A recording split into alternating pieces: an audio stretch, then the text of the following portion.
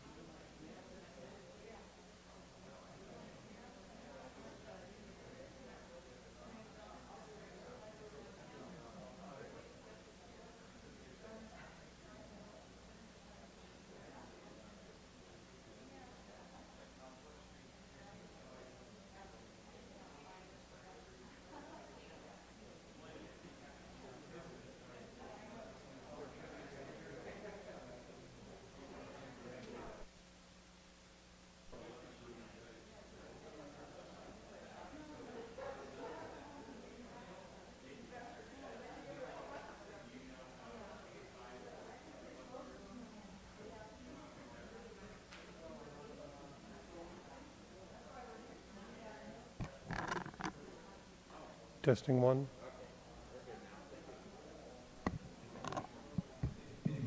Test.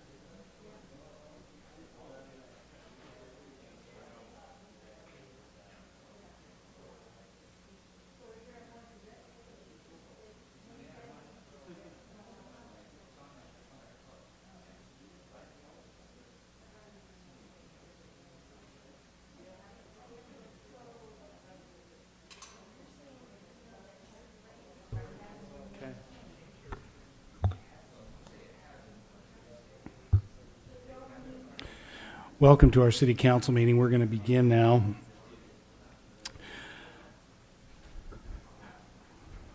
We tonight are pleased to have Ralph Atkin here representing the St. George Area Interfaith Council, who will offer an invocation, and then Council Member Jimmy Hughes will lead us in the Pledge of Allegiance.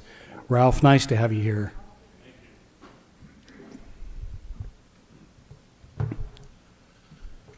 Our dear Heavenly Father, we are privileged to gather together in freedom of religion in this great country and in this great area. We are grateful, Father, for the heritage that we have in this Washington County area, and particularly here in St. George.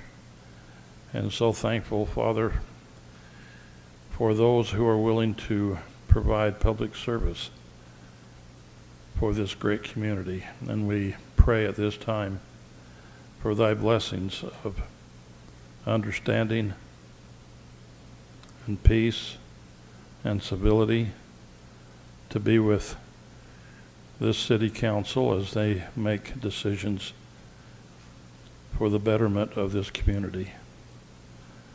And we pray, Father, that they may be guided by thy holy hand in their discussion and their deliberations and their desire to serve thee in righteousness.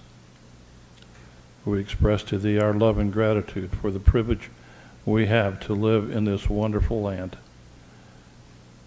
this land that we called Utah's Dixie. We are grateful for this.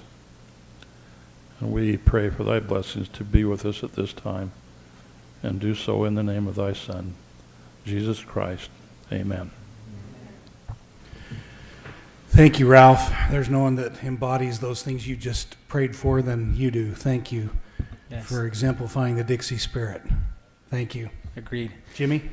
If you could all please arise, and if you would, repeat the Pledge of Allegiance with me. I pledge allegiance to the flag of the United States of America and to the republic for which it stands, one nation under God, indivisible, with liberty and justice for all. Thank you. Adam, we're getting a little bit of feedback on the mics. If I don't see Mark. Oh, Jeff's over there. Might just have to play with that volume a little bit. Okay, thank you, everybody. We have several items that we're pleased to be able to talk about, kind of pre-written agenda. So let's start with you, Michelle. We have 3 proclamations tonight. October's a popular month for several very important causes. So let's start with you, Michelle. All righty.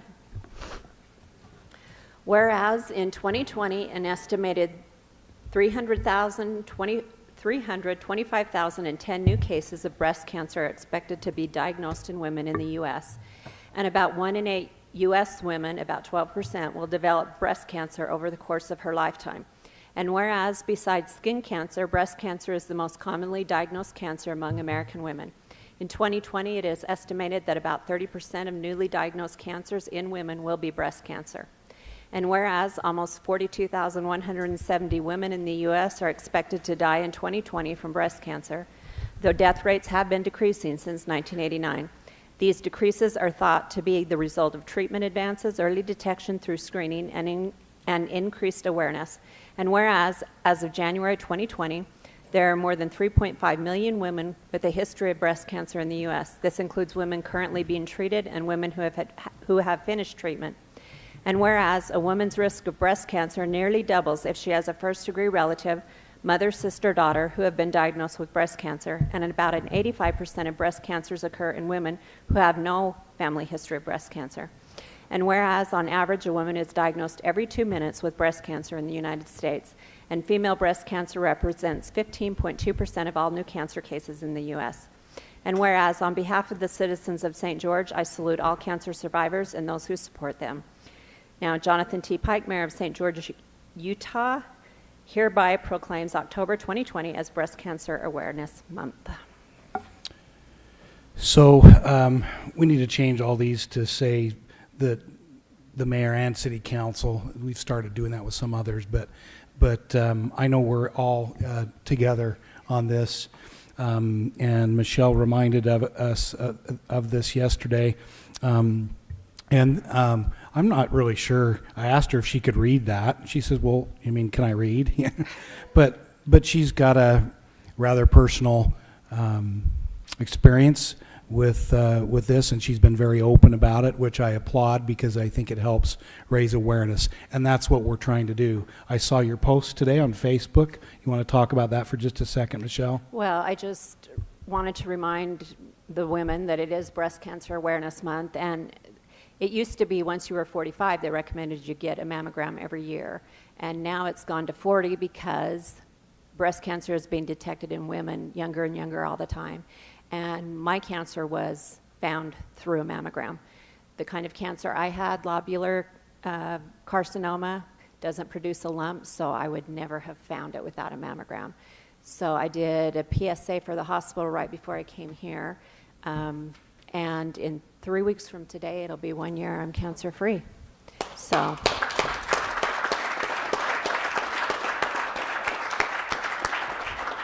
Huge proponent of mammograms.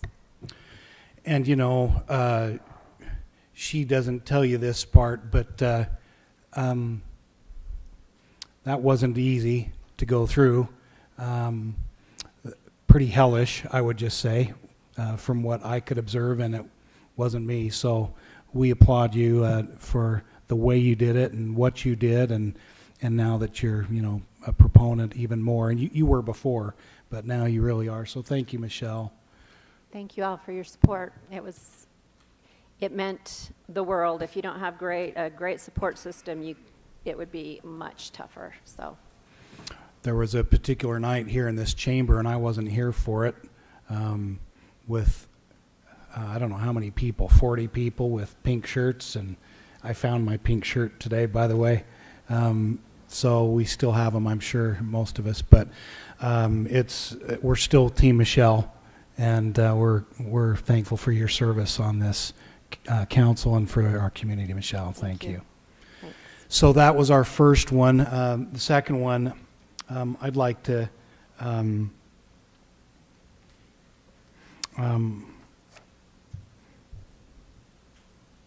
why don't we ask Danielle to read this one? Do you mind, Danielle? This is on Domestic Violence Awareness Month.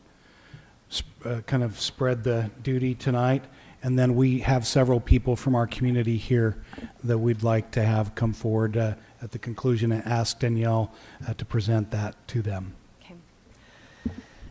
Whereas it is a basic human right to live a life free from violence and abuse, and whereas domestic violence is a serious problem that occurs in all cultures and communities and does not discriminate by age, gender, social class, race, ethnicity, religious affiliation, or sexual orientation.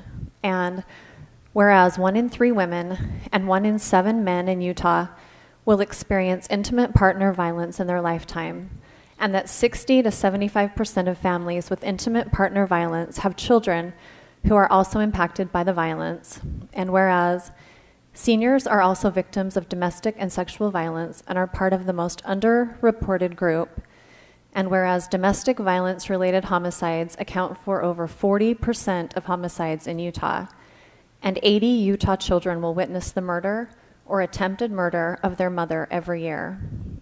And whereas awareness and intentional collaboration are required to find solutions to abuse and intimate partner violence, and whereas it is the role of local government to provide for the health, safety, and welfare of its citizens, now, therefore, I, Jonathan T. Pike, Mayor of St. George, in partnership with the Dove Center, do hereby proclaim October as Domestic Violence Awareness Month in the city of St. George. We urge all residents to use October as Domestic Violence Awareness Month to learn how they can break the silence and end domestic violence in our community.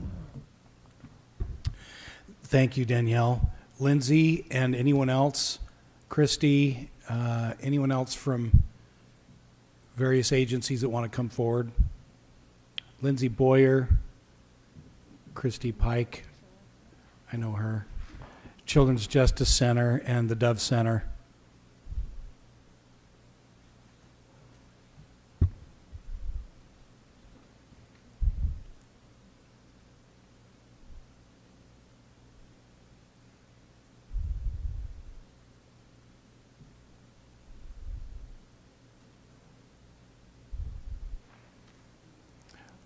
Lindsay, would you like to say a few words? Yes. And you can remove your mask if you'd like. And then they'll Thank you. take care of things after, so.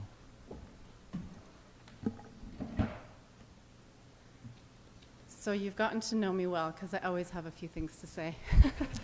We want you to, thank I could you. talk for hours about this subject. It's a very important topic for our communities, for our families, for our neighbors, for our friends.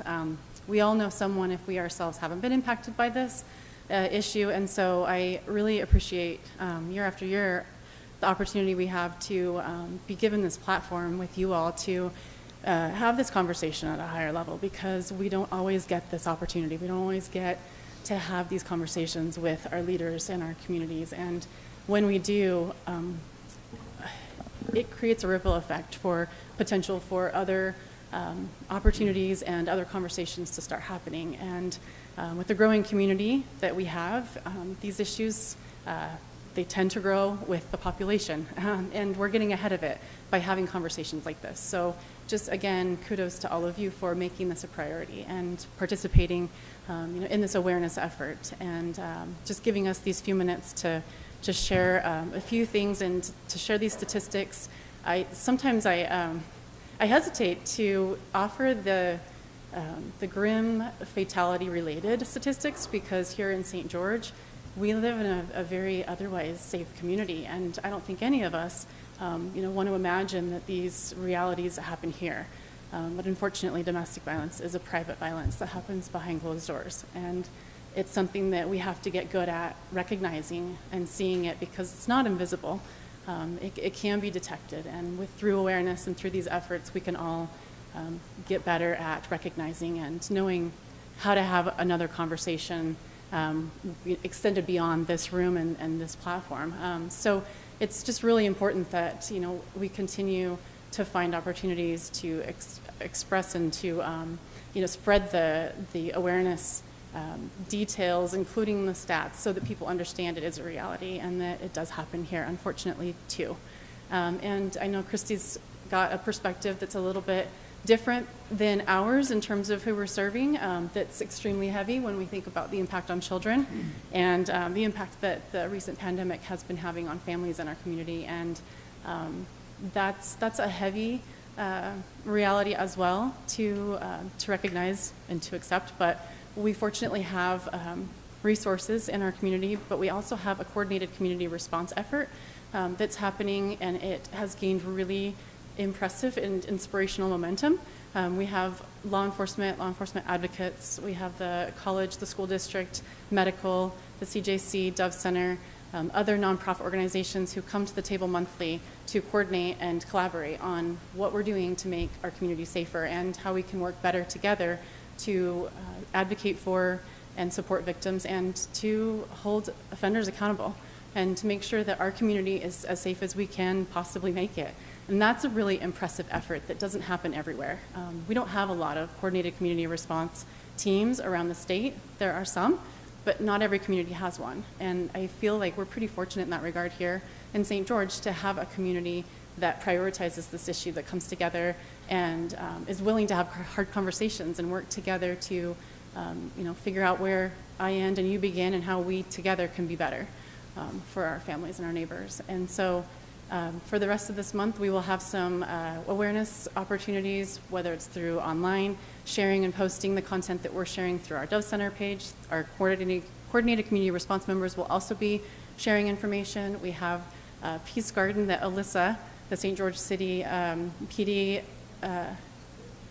thank you, victim advocate, worked hard this morning to put together for a visual awareness, because we can't have a candlelight vigil event this year. We wanted to find other ways to create a visual presence, and that's going to last all month long. So they have little tags of information on them, so we're encouraging people to just take one. So usually when you see that kind of a display, you think, I'm not supposed to touch it, but we actually want people to take a pinwheel because there's information on the pinwheel that's valuable. So that's an important thing, I think, for our community members to know and to be watching for, and just to be more aware of when we're seeing it, in our lives. And so I wanted to give Christy a quick minute as well, as one of our coordinated community response partners, who we have been working closely with, providing some core leadership, and a lot of really cool things are happening. And I am grateful for Christy's contribution and leadership to that effort, because it takes all of us working together. It's really impossible to do alone or for any one agency. So, Thank you, Lindsay. Lindsay really said it all, and I don't need to say much else other than to say that the Coordinated Community Response Team totally wouldn't exist without Lindsay. So she's not going to say that about herself, but she's the woman behind it. There are a lot of us who work on it together, though. Domestic violence is the month right now, but the Coordinated Community Response Team works on other issues as well, including sexual assault, sex abuse for children. Lots of, as she said, heavy issues, but there are such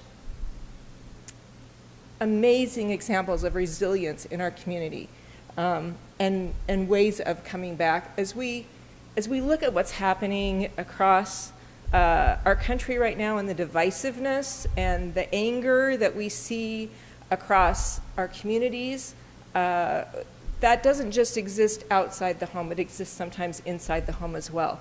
But there are things that we can do to help our families and our children be resilient. Number one, everyone needs a connection. We need to be connected to each other.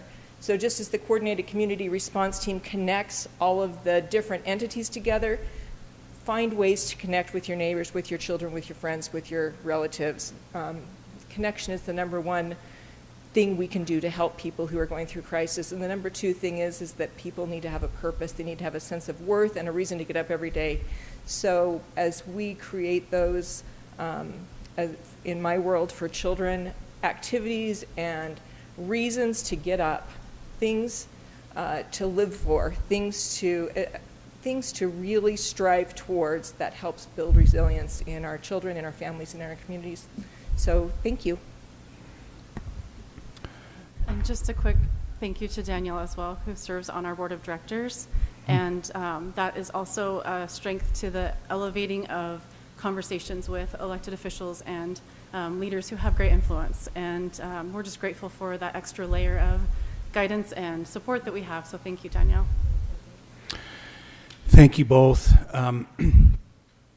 While it's a sobering subject, we need to know about it, and we can't help and we can't take action if we don't know. And so I appreciate the chance to hear from you and to do these proclamations each year. And frankly, I think it's good for us to have, the report. So feel free to, to share that with us either on this day or other days in the future, both of you. And if you want to combine with others, that's welcome as well. But anyway, thank you. And anything we can do over the month. Christy took my picture today with a little sign, and then I took hers. And so I know that the council would be happy to participate in that too. There's just these various statements that they have on domestic violence issues that then they're going to send those out, I guess. Will that be on social media? So I'm sure that council will be happy to do those too. If you want to send them some of that information, I'm happy to help coordinate. Or I'm sure Danielle could help us as well. Mayor, do you mind if I add just real quick? Please, yeah. Number one, we are so lucky in our community to have these two women. They are two of the smartest, most compassionate, powerful women in our community, and they're leading these two organizations, that we just need desperately, and they're making a huge difference, and we are just so blessed to have them. In the month of November, we're going to be sending all of you guys and all of our legislators, all of our city councils throughout the county an invitation to attend. It'll be on a Zoom meeting, a Monday morning, to basically have a tour through the Dove Center to see the operations. It won't be very long, but just look for that invitation, because it's an opportunity for something that it's important that we keep it hidden and also in the forefront, which is kind of confusing. It's like we need to have it be a protected space, and then we also need to remember it's there and really support it. So thanks. That's great. Thank you, Danielle. Christy was telling me last night, can I talk about how many interviews you did? They did 33 interviews last month at the Children's Justice Center. Let me just help you remember what that means.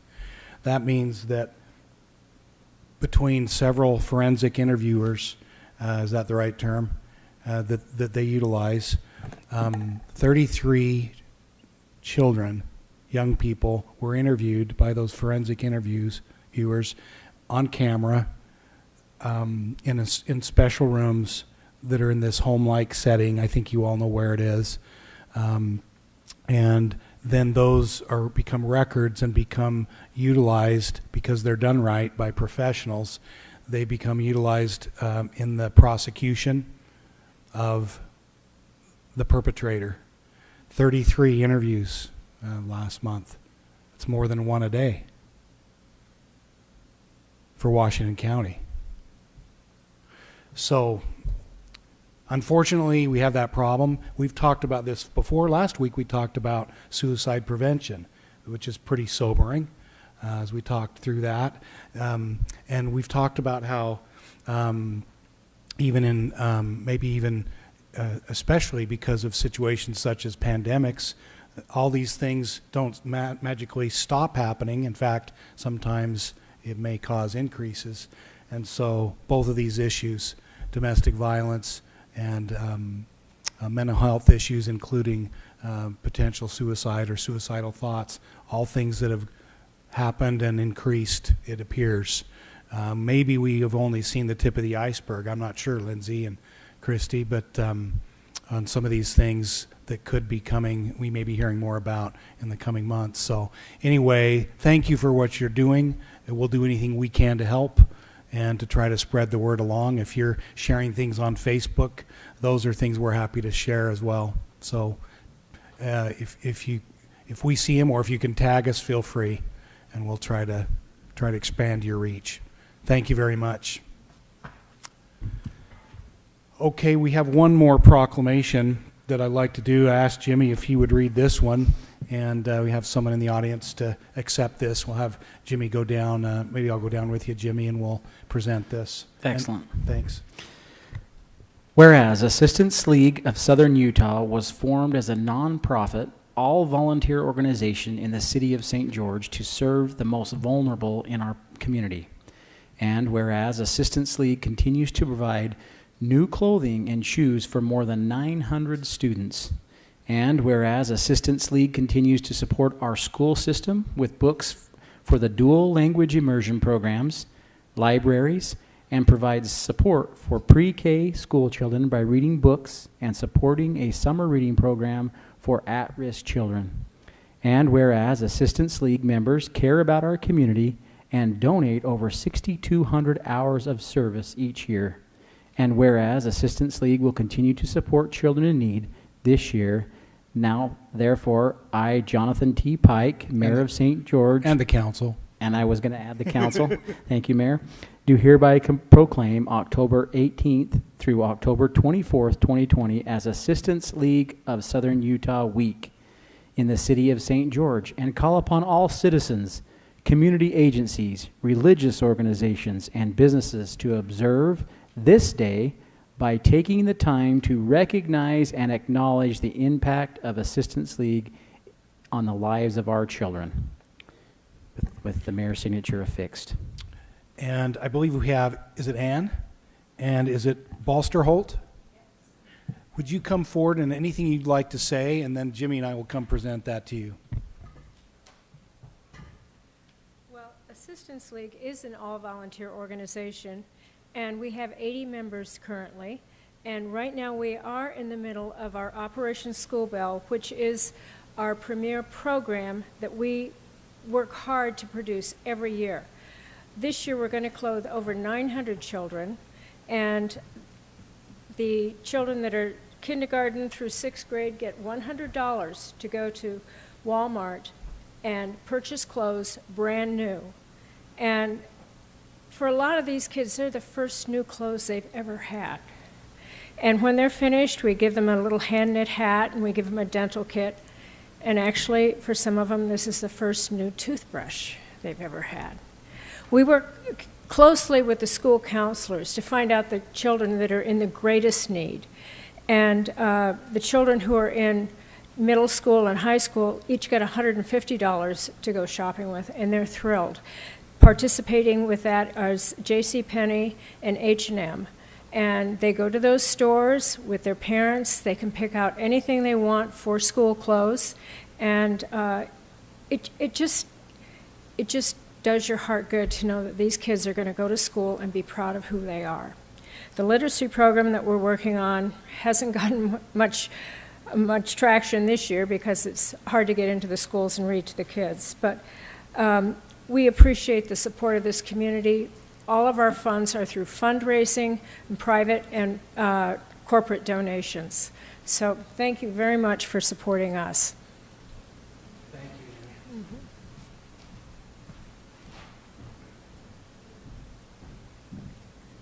Okay, I want to give you this card too. Thank you so much. This information on Perfect. there. Thank you. Okay. Thank you.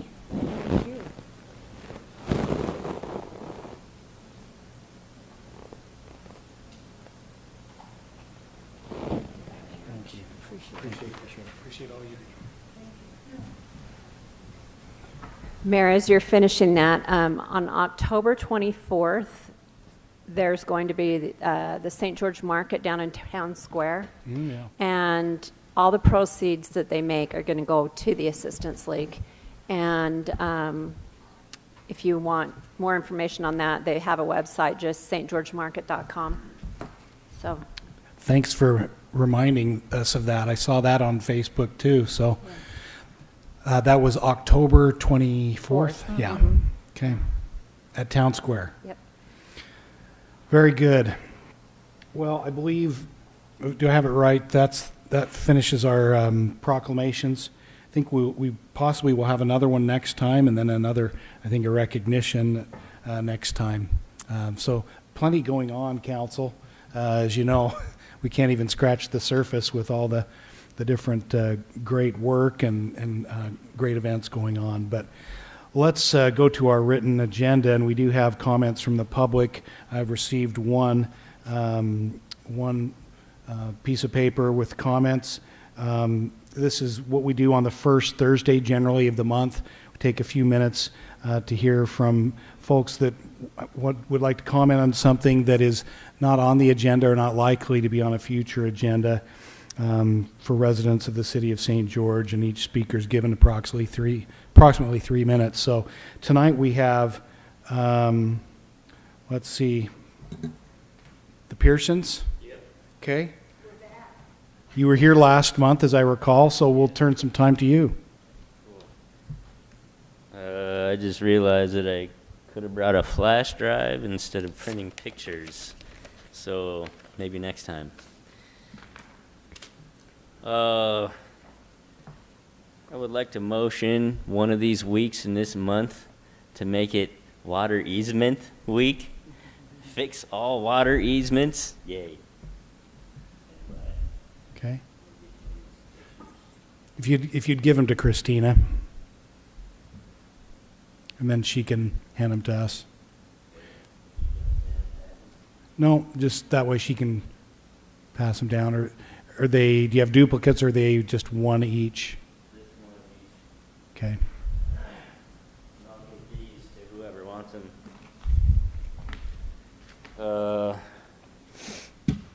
Man, lots of important stuff. Breast cancer, domestic violence. Mm-hmm. I have the solution to it all. Not all of it. Domestic violence, stop letting people in the city, then there'll be less domestic violence. As far as water easements go, man, this has been a real ringer trying to deal with city and anybody who has involvement in water easements. Every time it rains, our easement floods our business. Every time. No matter what the maintenance records say, I'm the one out there doing the work, me and my neighbors, and we get hit every time. So our business is on 815 Red Rock Road. That easement hits about 6 or 7 businesses up there. There's a couple that really get hit hard. And we can't afford to keep fixing what happens. This drain at the bottom of the ditch clogs up every time, and every time we have to shell out thousands of dollars to fix or clean or do something, and we're a small-time business. We can't do it. So please fix our easement.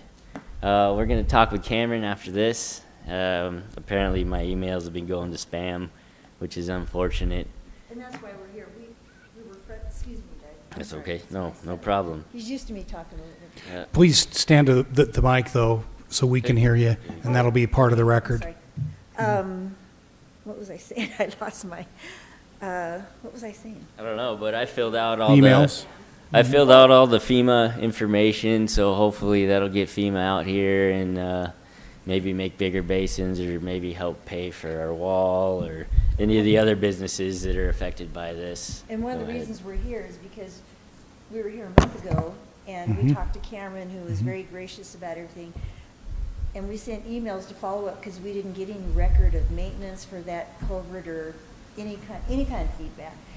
And just talking to Cameron, he didn't get our emails, which this is the first time we've been able to get in touch with him, and I guess that's who we need to be talking to. But, oh, I'm sorry.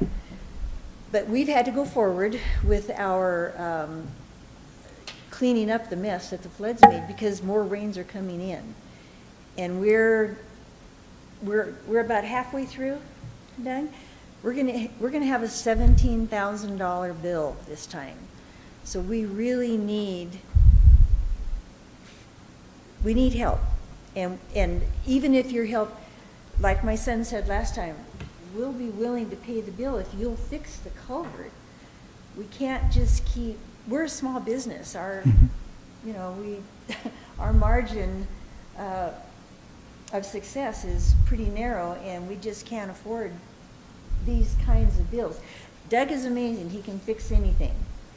And he and the other business owners, because we haven't had good response, they get out there and they do what they can, but it's getting to the point now where it's untenable.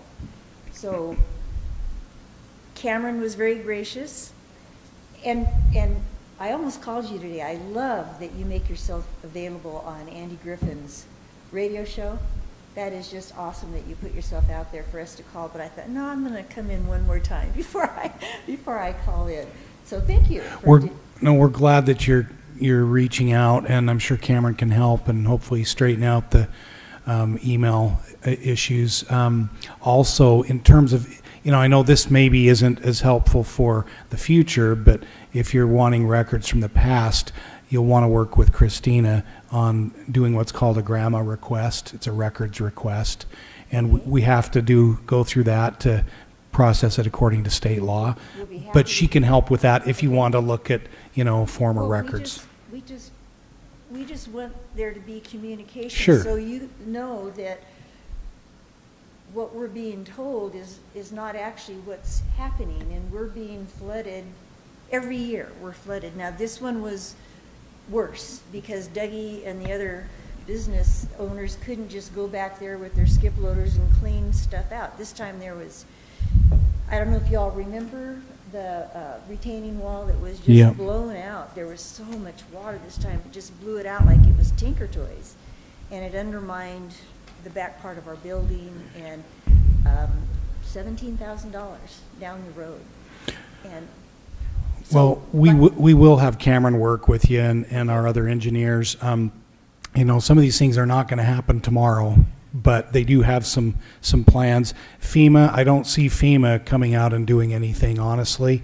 I could be wrong on that, but they might be able to. We may get some if you provide your information, which it sounds like you've tried to do. Yeah, We they may provided be- a link on your guys' website. Okay. for the city.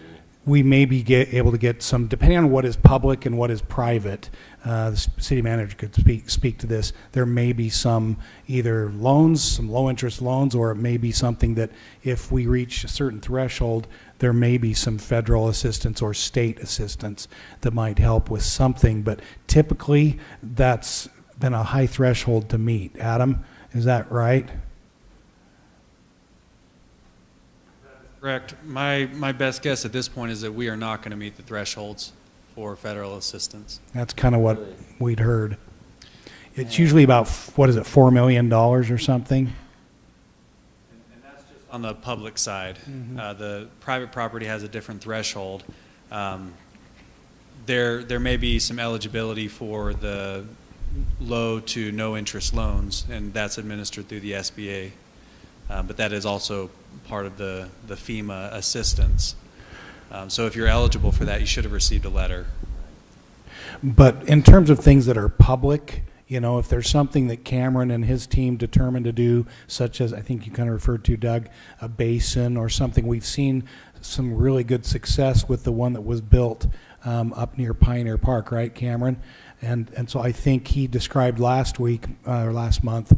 Feel free to come forward, Cameron. Maybe provide a little bit of commentary.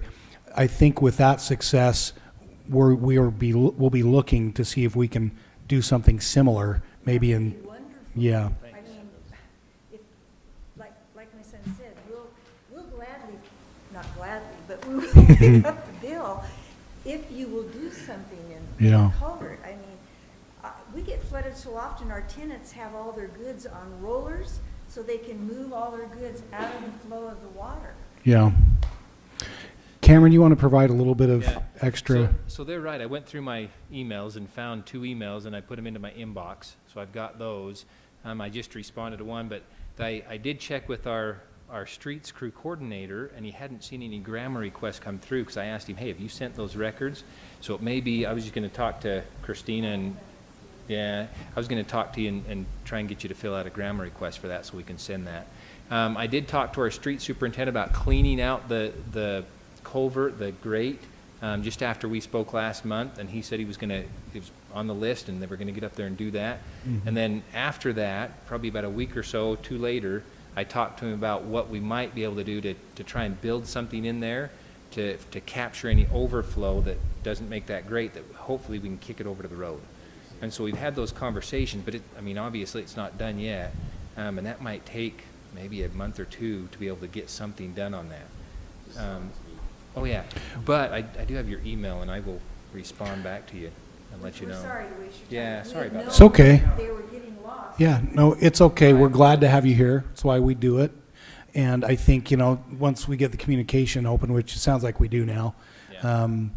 you'll be in good hands. Okay, thank you very much. Thank you. Stop letting people move into St. George. Well, that's Jimmy and Greg's fault, because they're natives, and we're so glad they've let us all move in. Okay, I love to do this. How many people in this room were born in Washington County? Thank you for letting us all move here. Sounds like you need to thank them too. Yeah. It was such a paradise here in 1970. Yeah. Yeah. The 80s, you cannot believe it. The long hair, you name it. It was awesome. And now look what's happened. Your No. hair even got shorter. That's right. No, it's...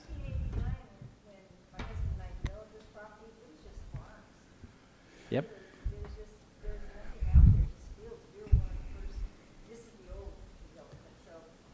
I was on one of those farms. I actually do. Yeah. My neighbors are laughing at me. They say I could be a millionaire. But man, why, I would only have money then. That would be stupid, wouldn't it? Yeah. 5 or 6 cows on millions of dollars of property, huh? It's awesome. Keep it up, Jimmy. I like it.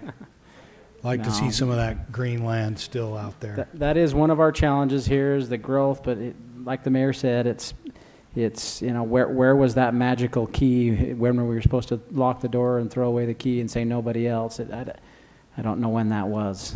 So, yeah. Thanks. Take care. Thank you. Is it Lou? Low and Doug. Thank you very much. All right. Okay, I didn't have any other forms turned in. Any others out there? Okay. Then we will go to the next item on our agenda, folks. Adam, any changes to the agenda? I know there's an addendum that we all received, but any changes? No changes. Just the addendum and a reminder that we do have an RDA agenda as well tonight.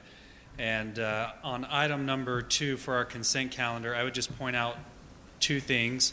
If you could include this in your motion if you're so inclined. Remember item G, which is on the addendum. So that's part of our consent calendar tonight. And then for item E, for item G, we would just want to note that on that item, the software purchase, this is for our 311 system that we're really excited about. This should do great things for how we're trying to provide customer service and communicate with our residents. That one is still pending legal review, so we would want that to be included in the motion. And then for item E, that is actually contingent upon the council approving item 4. It's in a budget amendment. So item E, contingent on the budget opening later tonight, and then item G, pending legal review. Otherwise, those items have all been approved by staff and are ready for approval by the council. Perfect. Thank you, Adam.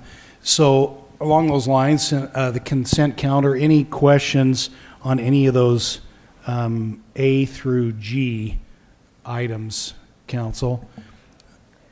I don't have any questions, but I have a comment about A, just that it's about helping with the Encircle House opening. That their grand opening, they've been waiting for a long time to open because they were supposed to open right when COVID started. If you guys don't know what Encircle is, it's an LGBTQ plus therapy and allyship program that's new for kids in our community. I'm really excited that they're here. They do things like friendship circles where you can meet friends and have conversations. They do something called Encircle Connect that's like a group for parents where parents can ask questions and voice concerns and meet friends. So they do a lot of great things, and I'm excited they're going to be in our community. Thank you, Danielle. And you can see, council, on that it's not an actual money contribution. It's a waiver of fees, and assuming that the encroachment permit applications are approved for the special event. And I believe the issue is really so that it enables them to temporarily close one of the roads out in front of the house just to make the event safer. Is that fair, Adam? Is that what we're talking about? That's correct. And this may go without saying, but I did receive a question on this earlier, why the city would be involved in sponsorship here. And I'll give you my opinion why I think this is highly appropriate. We just talked about suicide prevention. We have far too many of our youth, as young as 10, committing suicide in our community, and there's a disproportionate number of those who do identify as LGBTQ+, and that's extremely troubling. We don't want to lose a single one, and I think that this is a good community resource. If you haven't been out there and seen that house, they did a beautiful job with the restoration. We consider our downtown to be one of our greatest assets. It is an extraordinary thing to have, just a great downtown. And there's a lot of money that's gone into that property, the landscaping, the home, just what it does to increase the value of that street. What a great investment. So that would be my response as to why, if there were any questions. Thank you. It's a gorgeous home. Let's see, remind me, everybody, was it the Pickett home? That was the Pickett home. And Danielle is not telling you this because she wouldn't, but she and her husband, their company, have donated time and money and effort, a lot, I think, as part of the reconstruction process there. Sean's on that board. Actually, I'm on that board, and Jill Mortenson's on that board too. There's some good people. You know them all. They're on that board, and it's going to be a great resource. What I really appreciate is their tagline, and it is, Love. I can't remember. it's no sides, No sides, only only love. And I love that. Don't tell them I forgot that. No, it's okay. But I do appreciate it, and they really do. I've watched this group. I've been involved with them for some time. I believe Sean went. Did you go to law school with Stephanie? So that's how I got introduced to Stephanie. Remind me of her last name. Larson. Larson. And so I've watched them. I've been to some of their events, and they really do make every attempt to not take sides. It's just about loving young people and trying to be a resource to them, to their families, to their friends. I'm really impressed. I went to the Salt Lake and Circle Home. I haven't been to the Provo one. It's pretty cool that we get to be the third one, and all this is donated in the community and from without the community as well. So anyway, thanks Danielle, thanks Adam for your comments, and I know we're all invited, or will be if we haven't been, for October 17th at, is it 5 p.m.? Do you remember? Yeah, I think it's 5 to 7. Yeah. Okay. Any other comments or questions about items on the consent calendar? Sorry to drag this out, but these are important things. Appreciate them being covered. I will make a motion to approve the consent calendar with E, contingent on our budget opening, and G, pending legal review. I'll second. Perfect. Thank you. Michelle makes the motion and Danielle seconds. Any discussion? Is there discussion? Okay, seeing none, all in favor, say aye. Aye. Any opposed, say nay. You know what's really cool? We're all here. I just figured that out. It's good to have everybody here. And yeah, and by the way, if I have this right, John, Willis, and Adam, Planning Commission will be live. They will be here in person starting your next meeting. And I think that'll help them as well. It's hard to do this as best we can, even with our technology. It just is better. I think we can, connect better with each other and with others in the room when as many as possible are here. Nice to have the flexibility to do otherwise, but it's good to be here. Adam, number 3. Yes, item number 3 is a conditional use permit for a cell tower, and Jen is going to give us the background, and then after her presentation, Sean and I may or may not have additional information, and then we can take questions from the council. Thank you.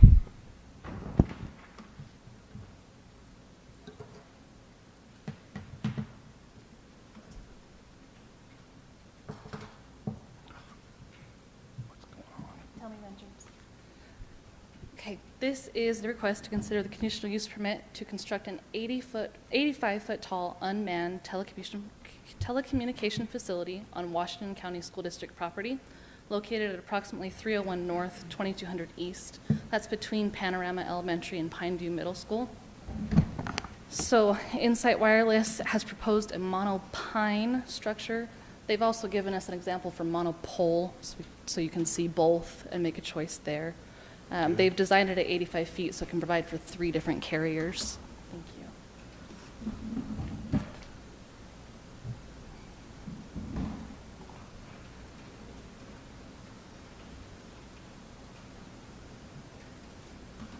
So, a structure at this height is a conditional use permit in the zone.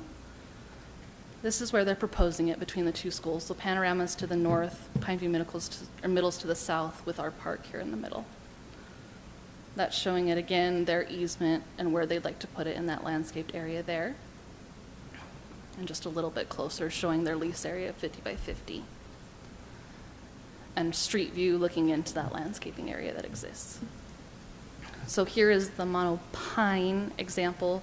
So it's 85 feet to the top of the tower itself. If we're doing the pine, it adds another 85 to the top of that, 90 to the top of the fake pine. And there's it without the pine. So typically the city requires a solid masonry wall around their structures. Washington County School District has requested that it's chain link instead, just so they can see if students are jumping in that little area. This has been provided by the applicant. This is the current coverage with the towers that already exist in the area: Outlet, Boulevard, Arrakis, and Airplane. With this Legosity proposal, it shows the increased green area of how it's improving the coverage. And just for reference, a tower was approved a few years ago at Coral Cliffs. It's 60 feet tall here. An Airplane, which is one of the ones in their coverage diagram, was approved at 100 feet. And Arrakis, which was also in the subject area, is 100 feet as well. Staff did receive quite a bit of comments from the public. Just those are in your packet if you'd like to review them. The applicant is here in person, and an applicant's on Zoom if you have questions for the applicant or for staff. I have some questions for you, Jenna, really quick. Sure. So where they show the cell towers like spaced out through town, are those just their cell towers? Are there other cell towers from other companies, or are those just showing theirs? Ooh, I will defer to them on that one. There are definitely others. Okay, so this is probably just theirs. I don't know whose they are, but there's one in Bloomington Park that I see that we approved a few years ago. And I saw another one the other day that I didn't even remember approving, but I'm sure we did. So I guess that, I wonder, because I know that cell companies can basically buy space from other cells. So is there not a tower in this area already that they could co-locate on? Yeah. I'll defer to either Daniel or Tyranny on that one. And Okay. let them respond. Any other questions right now? Let's Just hear. a comment. Yeah, go ahead. I hate the pine trees. I agree with you, actually. Where's the palm? Yeah. They're actually all They're over so in ugly. Flagstaff. Yeah, they're not. I would rather just see a pole than Yeah, a they're pine. not fooling anybody, No. are they? That's my statement. Okay. It's like the emperor's new clothes. Yeah, exactly. There's nothing there. Let's hear from the applicant if we could first, and then I would like to hear a little bit from our city attorney and city manager, and then we can have some follow-up discussion or questions. Thank you, Jenna.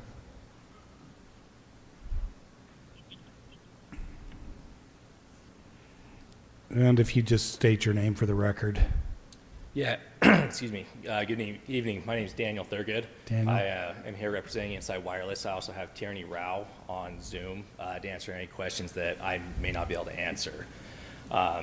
So to start out, I'd be happy to answer questions that the council has. I'd be happy to go into detail on the project, the surrounding sites, anything you want to know. I'm happy to.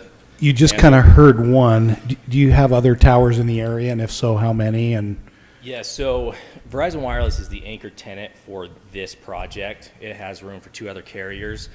The towers shown on this map here are Verizon Wireless's towers. Now, there are other towers outside of this area that belong to other carriers, other tower owners. These are the only towers surrounding this site. Whether Verizon or not, they just happen to be Verizon's. other questions? Michelle, yeah. Does it have to be 85-foot tall? Yes. Why? So a lot of work goes into the selection of a site and the height of the tower. So there are 2 main reasons why we're looking for 85 feet here. The first one is to allow for 3 different carriers to place their equipment on the tower. That way you aren't seeing other carriers showing up asking to build multiple towers in the same area. So hopefully, if the other carriers, when they're ready, they can put their equipment on this tower instead of building another one. So that's part of it. The other part is the lowest that Verizon Wireless or other carriers are going to be interested in is 65 feet.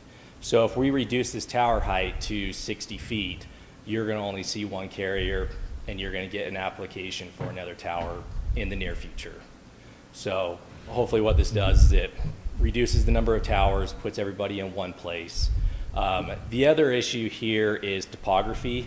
There's a big elevation change for the area that we're trying to cover. So that's another reason why we're looking to go at this height, is to try to cover as large of an area as we can with a single tower. So that leads me to another question. So in that case, have you looked for other sites in this space that Yes. where you don't have to deal with that topography. Yeah, so as you can see with, sorry, oops. Go to this one. This one shows the proposed coverage and the actual tower location. So surrounding this area here, it's all residential. The nearest open space is a park on 2450 East. That park is 100-foot elevation, or 100 feet lower in elevation than this site. So if we were to go in that park, we would have to have a 200-foot tower to get the same coverage that this site provides. And that's the only other location that isn't a residential area.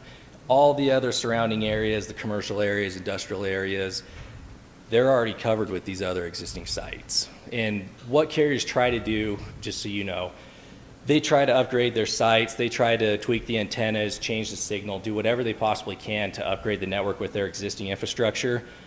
Eventually they hit a point where they either can't see into a certain area or there's just too many people. And that's what we're seeing here is the capacity need has increased so much that we need an additional site to handle that amount of data that goes through the cell network. So have you explored, could there be an alteration to any of your additional towers, like even a height alteration to any of your towers that are there to provide that service? So the other towers around here are just too far away to see into this area here. So airplane is much too low, outlet is too far. You've got across I-15, Boulevard can't see through all the homes and different topography, and Arrakis is just too far west and too low. So airplane's too low. I Yes. guess that would fit the question. Could airplane sorry, be low in elevation. We'd have to go up 500 feet to see down. Okay. Those are all things we don't know. So it's helpful to kind of have some Yeah, a lot of work. explanation. We've been working on this for 3 years. A lot of work goes into the siting of a location, and with this particular site, we know it's a touchy subject being a residential area, but that's where we need to be. That's where people are using their phones. That's people are in their homes. And to give you an idea of what this map actually shows, I'll go back to the current coverage. So green is reliable coverage. That's what you can expect in your home. You can make a call, you can load a web page. Green is what you want. Yellow, you're getting signal, but it's not going to be reliable. And so as you can see in this area, it's yellow and gray with a few spots of green. And now it's all green. And reliable coverage is the most important thing for us. 48% of and these stats are in the packet that you have, but 48% of households are wireless only now. So they rely on a cell phone for communication. Over 60% of all 911 calls are made by a mobile device, half of them indoors. So to be able to provide reliable service in a home is important. So just to ask the question, I think I already know the answer, but so this is sitting on Washington County School District land, is that correct? Yes. And so you've reached an agreement with them and they're favorable towards having the tower there? Yes. Okay. What's the other question I have? I guess the other question I have is, as we move forward into the future, do we see that the taller 85-foot towers will be maybe something that is obsolete due to needing more towers to meet the upcoming transition to different speeds? So the tower heights, a lot of the height restrictions are set by cities. And so that's what we designed the network around. You're still going to have these large towers. They're not going to be obsolete in the near future. You're going to start seeing the addition of small cells in the right-of-way, on telephone poles, street lights, things like that. The best way to look at it is these sites act like lights in a room, and those smaller sites are like lamps on a table. So we need to cover a large area with these macro sites and then fill in the dead zones or the areas that need additional capacity with the smaller sites. But we're not there yet. Can you say that again? And Well, again, and again? And it is true, the council's had an opportunity to view a lot of emails a lot. A very, yeah, a lot. Yeah. A lot. And so we've been doing a That fair this bit is of, a 5G tower, you know. yeah. So this is not a 5G tower. 3G and 4G technology are what is being installed on this tower. And it doesn't mean that it could never be 5G, though? Correct. Okay.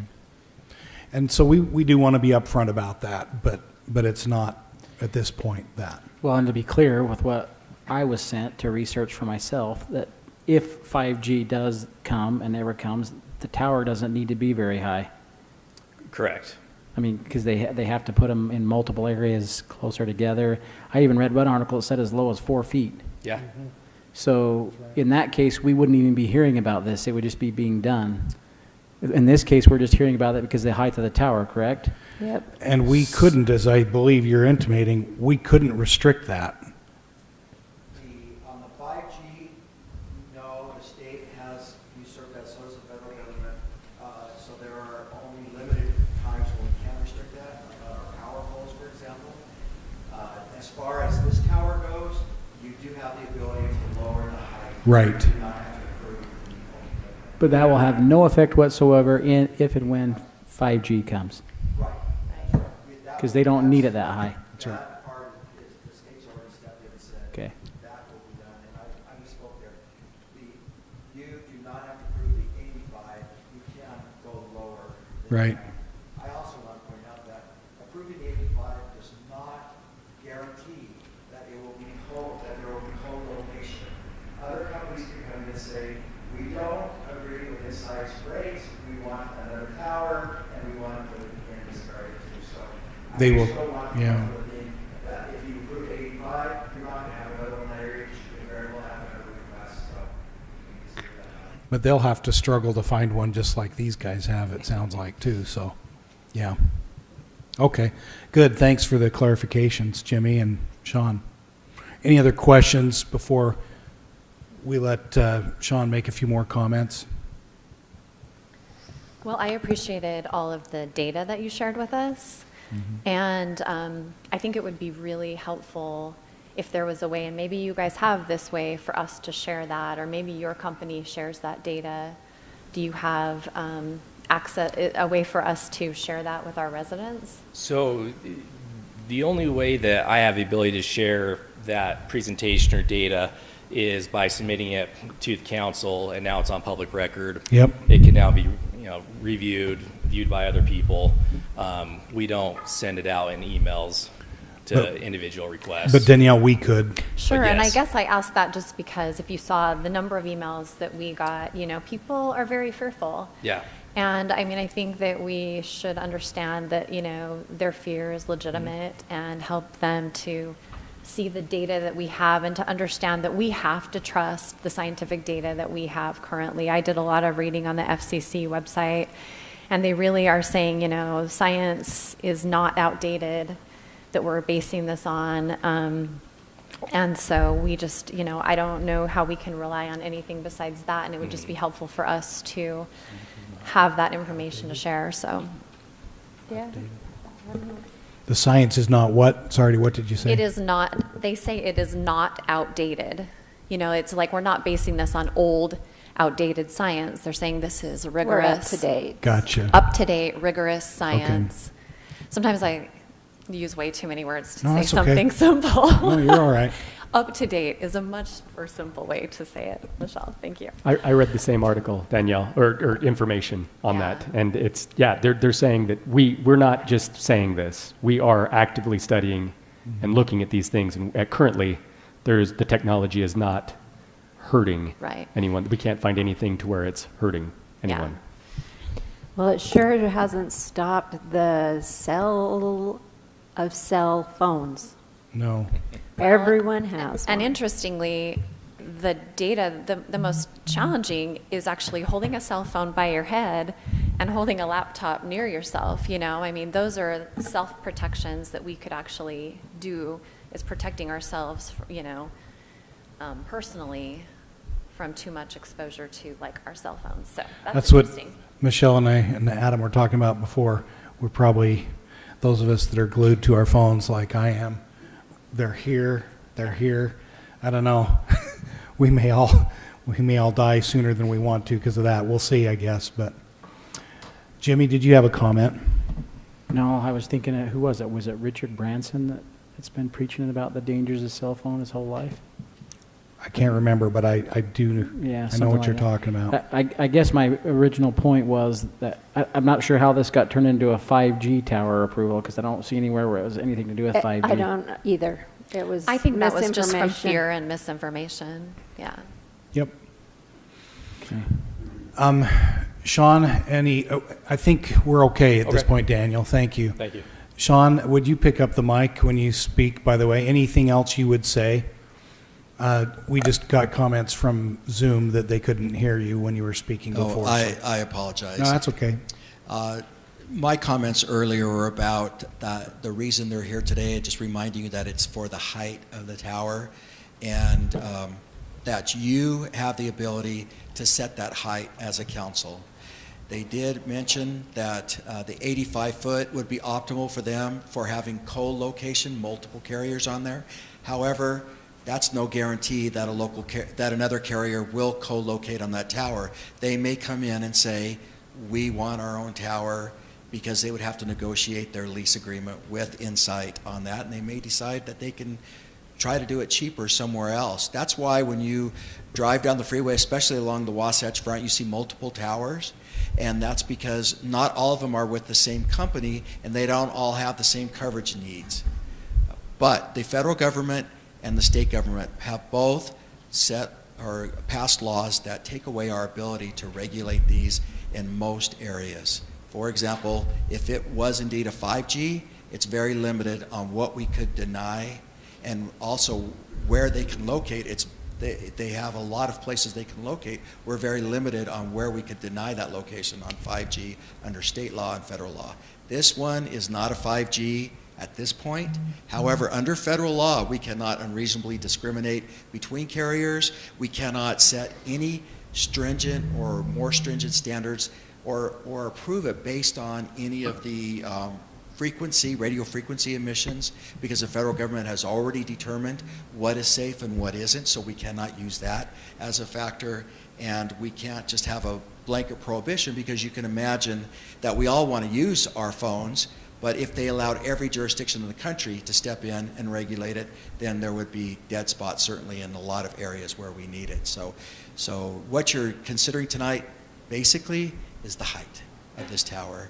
We have, by the way, had this kind of handshake agreement with the school district, because they approached us when a lot of locations for their elementary schools, of course, are by our parks.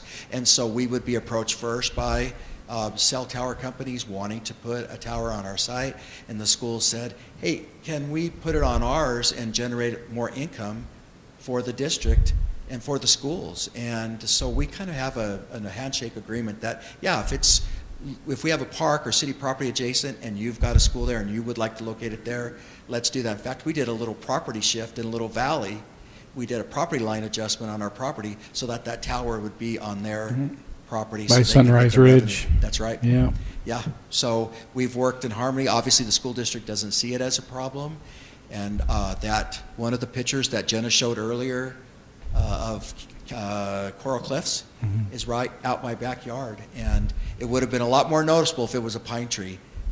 But now it is not. And I think that one is a 60 or 65 foot. What if it was a palm? Would you have noticed it at all? If it Yes, was a they palm? proposed a palm too, and that was really. I've actually seen the palms. They're yes, worse. Yes, they're worse. Yeah. Yes. I get that we need adequate cell coverage for people. As we grow, more people come in, they're bringing everyone has. I don't have a landline anymore. I mean, either.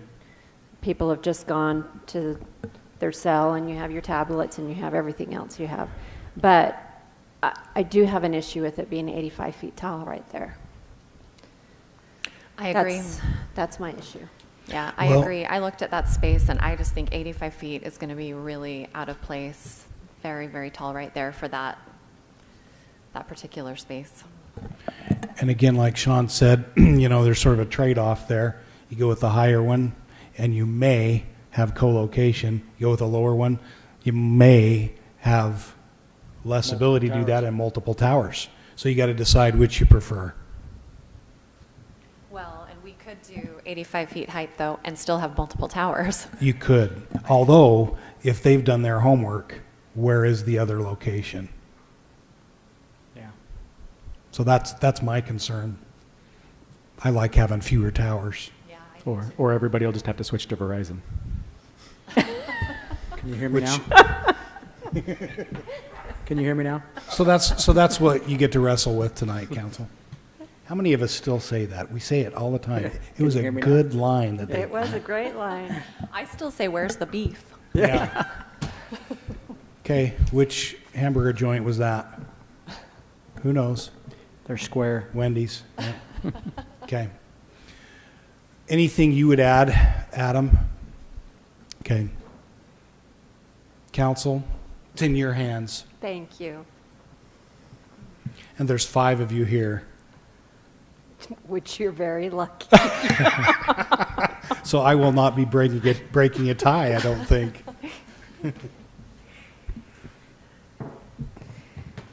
85 feet. There are some that are 100. I know, but I know. Hey, it's a school district that's asking for it. I know. That's who the beef is with if you don't like it. I'm ready to make a motion on this. If Go you ahead. guys want to I'm have a ready for you to discussion on make the a motion. I make a motion that we approve the tower, the 4G tower at 3G or 4G. Say that 3G or again. 4G at the lower height, at what, the 60-foot height? Second. Okay, there's been a motion by Greg and a second by Danielle. Discussion on the motion?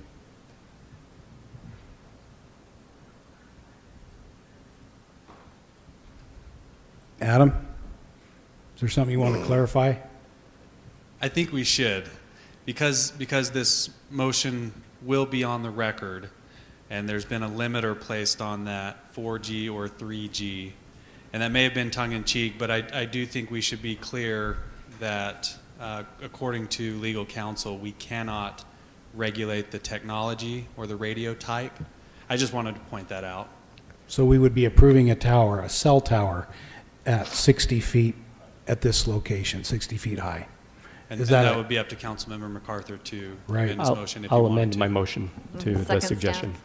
Okay, so we have an amended motion by Greg and an amended second by Danielle. Any discussion, Jenna? Pole, no pine, right? Amend You my wanna- motion to be a pole, not the pine. Danielle? Yes. Do we have a second amendment to the original motion by Greg, and that was accepted as an amendment by Danielle. Further discussion? Okay, all in favor of the motion, say aye. I. Any opposed, say nay. Nay. Okay, so the motion carries 3-2. All right.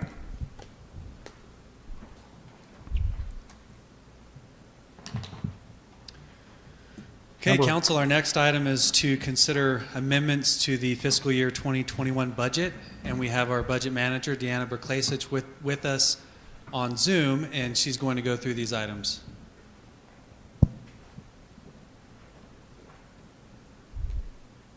Okay, can you hear me all right? If you can be a little louder, we'll see if we can turn it up on our end. Okay. Let me know if you can hear me okay now. That's better. Okay. Thank you, Mayor and Council, for the opportunity to present the first packet of budget openings for fiscal year 2021. The list of budget openings is included in your agenda packet, and there's several. There's about 23 or 24, I believe. I am going to go through them rather quickly. The departments have looked at their budgets. We're about 25% of the fiscal year right now. And as you know, with the COVID pandemic and the anticipated economic downturn, we were pretty tight with the budgets that we did approve in the final budget. So some of these are in relation to increasing some of our budgets based upon needs, and others are recognizing new grants or reallocating monies from one project to another. We do have some projects that are carryover that began in fiscal year 2020, and we just didn't quite get them done, so we're going to carry it over. I'll go through these fairly rapidly, but please don't hesitate to stop me if you have any questions through the discussion. And then also some of the departments should be here in the audience to answer any questions that you may have as well. And some of the budget openings, I'll just preface that we do it more as a communication and not necessarily that we need to increase the budget for a small amount. And that would be related to the first budget opening. The police department's budget is about $16 million, and we don't necessarily need to do a budget opening for $3,900. However, we just wanted to communicate to you that they did get a new site safe crosswalk enforcement grant for $3,900, and we're just increasing their overtime budget for that amount. The second one is for our art museum. They received a new grant from the Utah Division of Art Museums for $25,000, and they are planning to use that for improvements. And a list of the improvements may be interior painting, replacing the outdoor signage, and a gallery hanging system. They won't be able to fund all of these projects. However, that's a list of examples of the projects they will pursue. I believe they also talked about murals on the exterior of the art museum that this money could also be used for. Number 3 is to increase the police department's budget for $53,500. They did receive a COVID-19 related grant from the Justice Assistance Grant Program. That's the,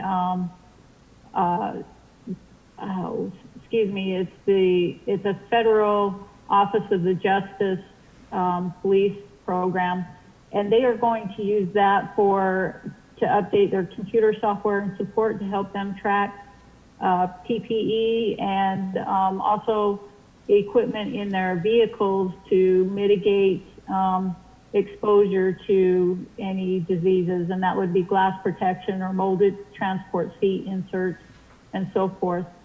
Number 4 is during the budget reductions, we did freeze a commercial plans examiner position, and we'd like to revamp that. We thought that growth would actually decrease, and it's gone the opposite direction, as we all know. So we want to revamp that funding for the commercial plans development.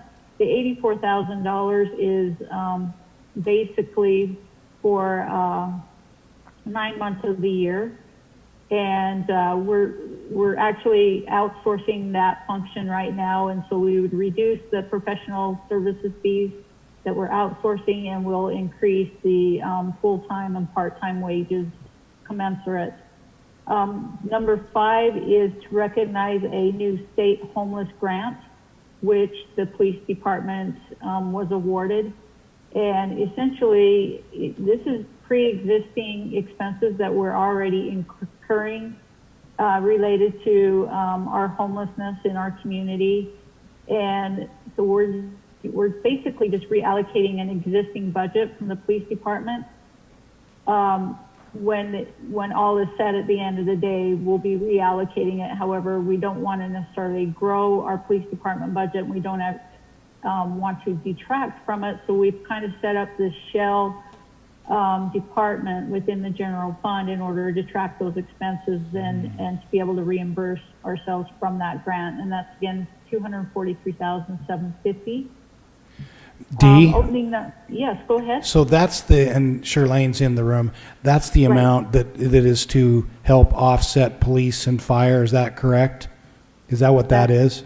That's correct. And so you can see that the personnel is predominantly the amount in here, and that is predominantly our police department going out and assisting with homelessness, responding to calls, or checking on our homeless citizens and so forth. So yes, that's the main thing there. Number 6 is to increase Sunbrook Golf Course. They did have a overseating equipment that failed on them, and we could not find the parts to repair it, so we had to replace the full equipment. However, their revenues are coming in a little bit higher, so we're able to cover that piece particularly through revenues. Number 7 is, again, due to budget cuts, we did cut out the PGA membership for the golf pros, and this one is to bring that back into the budget. And their budgets are pretty tight, so they couldn't absorb this one in any other areas. Number 8 is for $72,000, and it's to commission the sculpture for the Ironman 70.3 North American Pro Championships and the 70.3 World Championships. Of course, it would be a permanent sculpture in our community, but it's to represent those events. And it's being procured, or the Art Around the Corner organization in Greater Zion have input on that sculpture.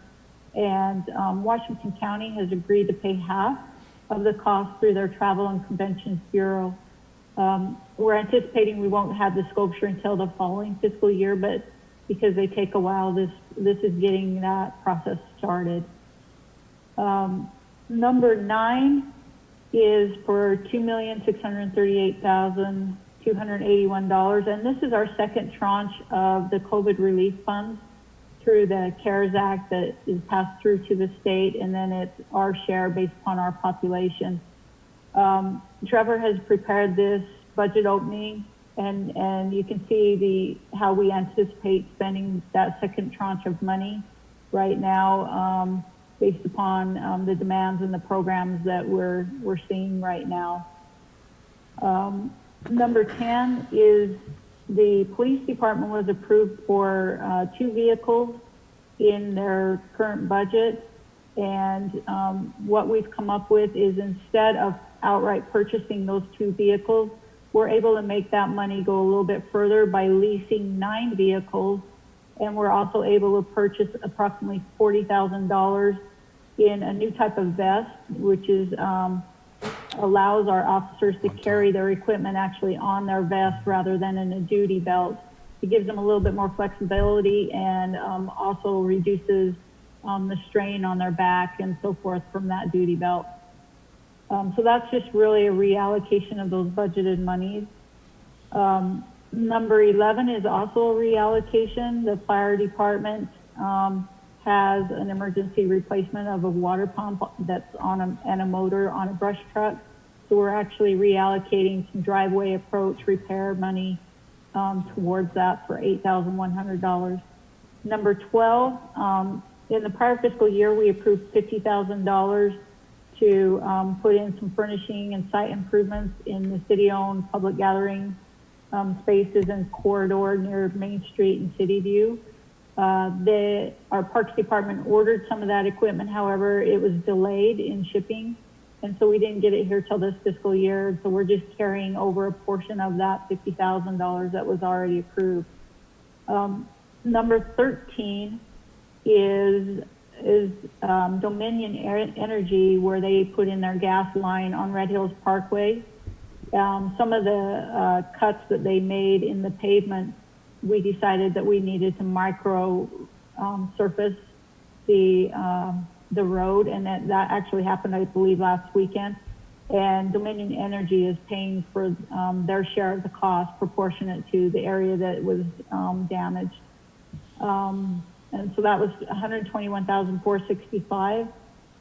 Number 14 is for the Energy Service Department. We had this on City Council meeting a while back, but it's for the Washington County's downtown campus renovation project in order to take the power from overhead to underground and also upsize the conductor size. And I believe there's a vault that's going in there.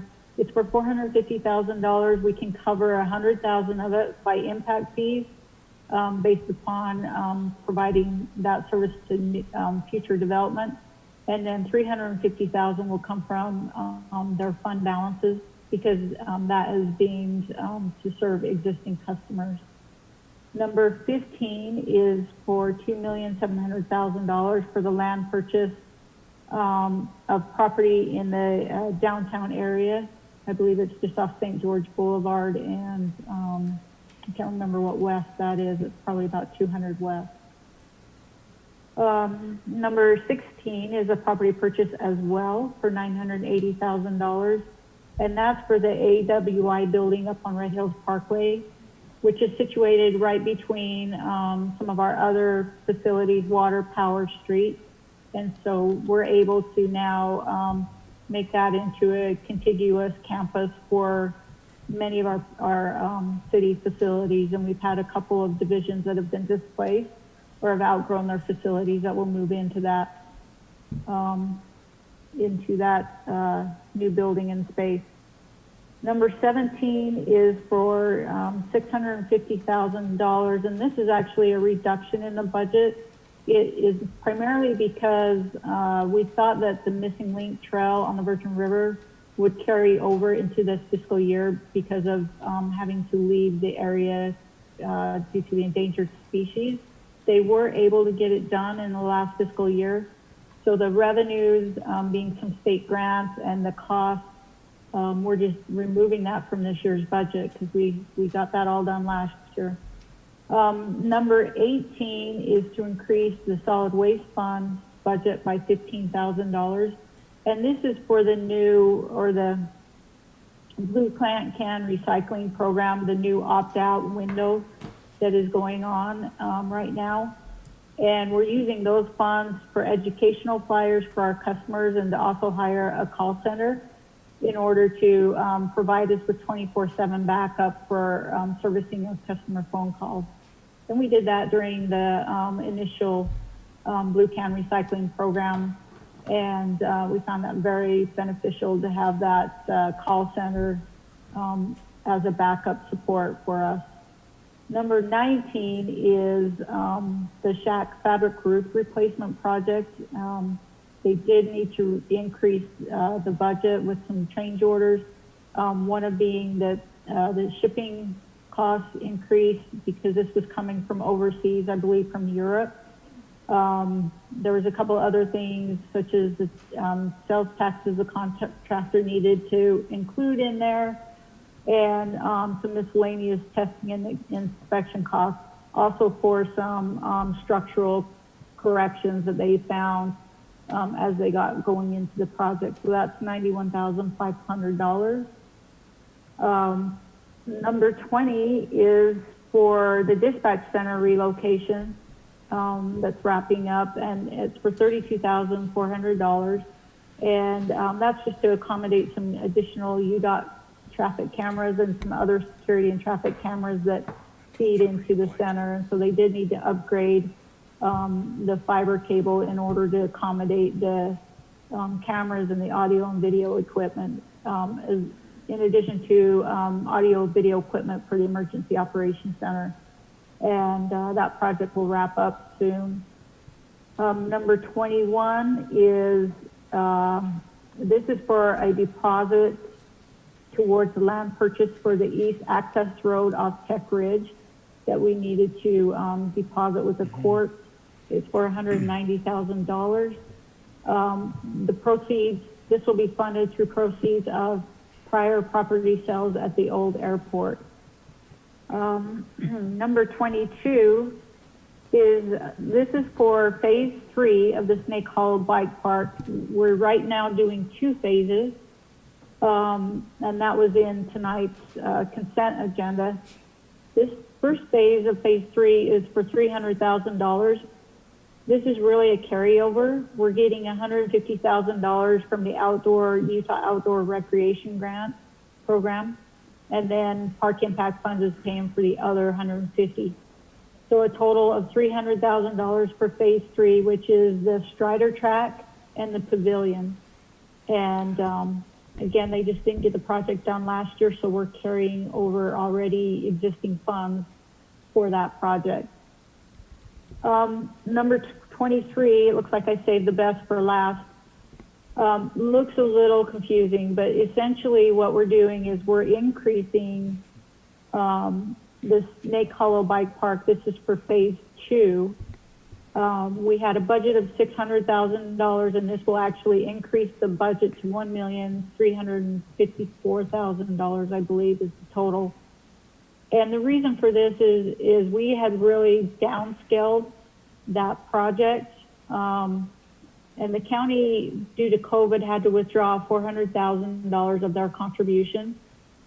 They brought that $400,000 back, and Public Works Department has some money in their intersection and road improvements that they were able to bring to this project so that we could improve Lava Flow Drive down to the seminary with curb and gutter.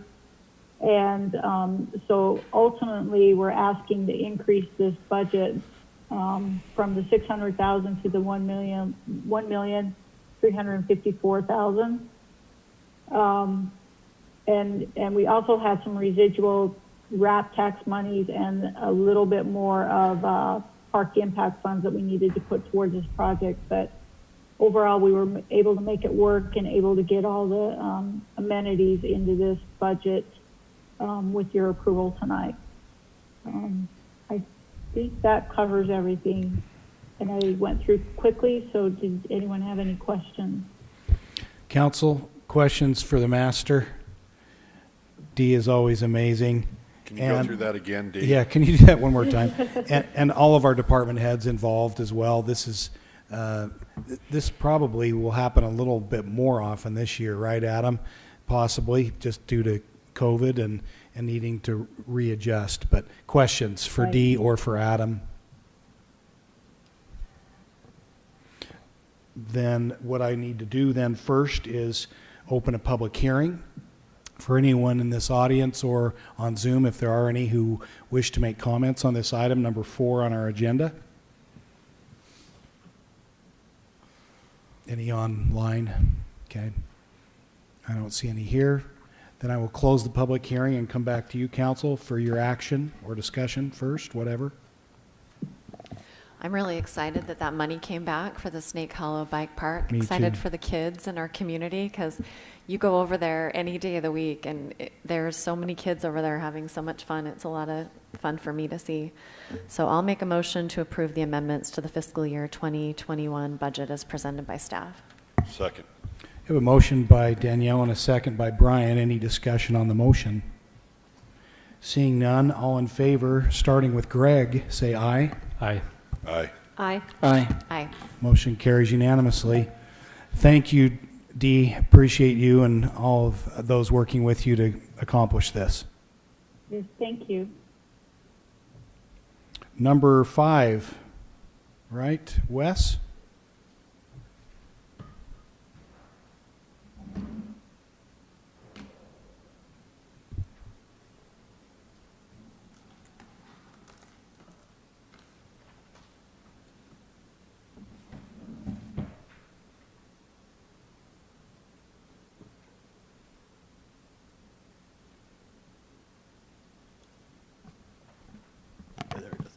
So this item is a request for a public hearing of a subdivision amendment for Bloomington Courtyard Commercial Center Phase Number 1. And the amendment basically is to extend the north lot line of this Lot 1 right here just to the north a little bit.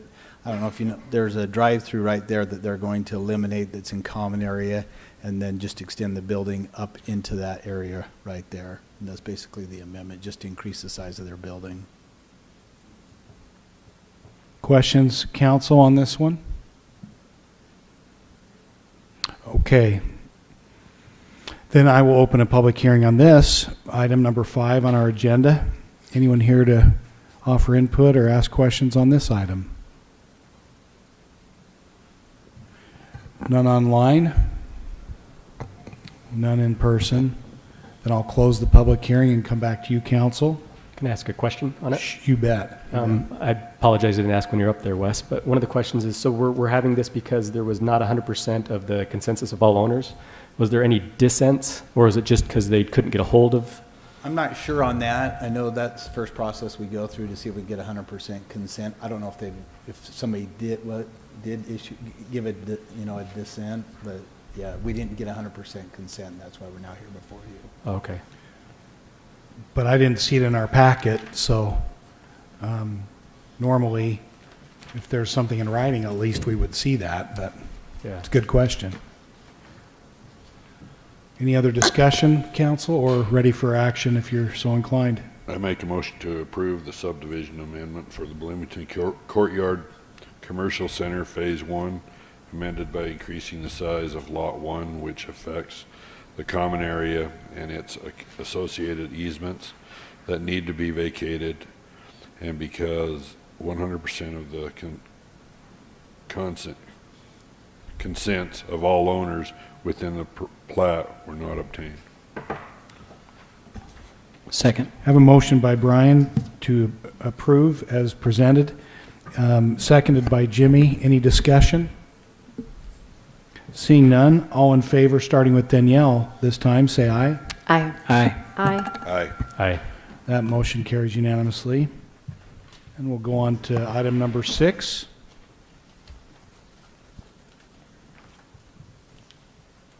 Desert Color.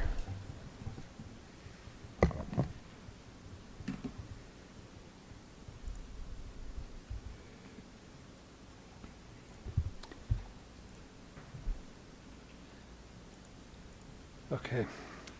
Welcome, Dan. Yes, thank you. This is to consider approval of an ordinance for a zone change amendment to the Desert Color PD in order to develop Phase 18 of Auburn Hills in the Desert Color development. This is a look at the site. It's the next phase in line. Actually, a lot of the development has already been approved kind of around it, so this is kind of actually filling a hole. Zoning map shows that it's, of course, a PDR. This is the site plan. North is actually to your left here. Site plan shows 8 buildings. Each building has 10 units. Each unit will come equipped with a garage that will house one car. They also have driveway that can also serve one car. So they are meeting their parking. They also have guest parking here in the center, which meets the code for that as well. Civic space is about 9%, so they're meeting the 5% requirement for civic space in the development. This is a look at the landscape plan, broken up, but it does appear to meet the code. We'll go through that with a fine-tooth comb once they apply for the site plan review. This is a look at the elevation, and you'll see a slight difference in color from this to the rendering. The rendering is a little more earth tones and browns, but they have done a little bit updating of their color palette.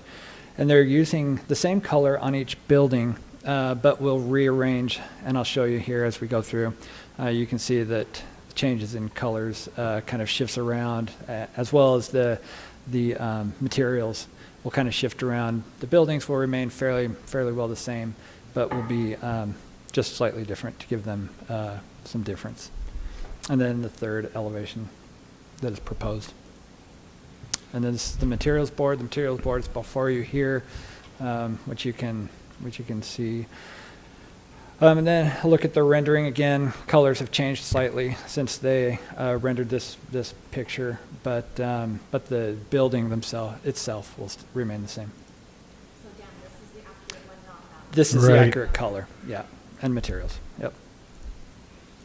So that's the request. Are there any questions for me? Questions for Dan, council? So these will be owned, is that correct? So these are condos? There's a homes, or? I believe there's a plat. Wes, there's a plat with this one. Yeah, it'll be done. Okay. Oh, okay. And each individual unit's platted? Yeah. Okay. Other questions, council? Okay, this is not a public hearing, so if there are no questions, we're open for discussion or a motion if you're so inclined for this zone change amendment. I don't have any questions, so I'm going to go ahead and make a motion to approve the ordinance for the zone change amendment to the Desert Color PD, Phase 18 of Auburn Hills. Second. Motion by Michelle with a second by Danielle. Any discussion on the motion? Seeing none, all in favor, starting with Greg this time, say aye. Aye. Aye. Aye. Aye. Aye. Motion carries unanimously. Thank you. Move to number 7. And I think we're going to do 7 and 8 together. Correct. Is that correct? Thank you, Wes. Thanks, Dan.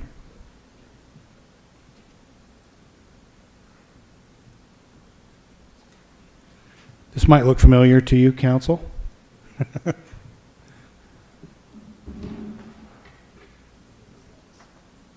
We do have the applicants on Zoom, from what I hear. No, I think they're and in here. person, they just walked in. Yeah, they are here. Are there some on Zoom as well? Yeah, maybe. Okay. Let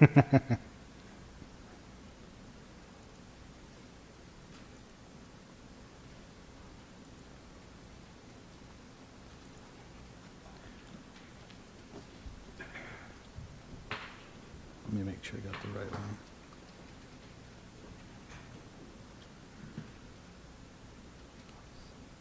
Oh, I don't have the wrong one. Hold on a second.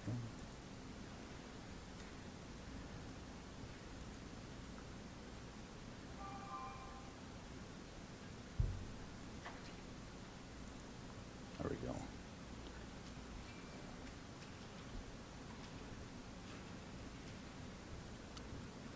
Okay, item 7 is a request to consider approval of a hillside development permit for Hillside Professional Offices located north of the intersection of Riverside Drive and Riverbend Drive.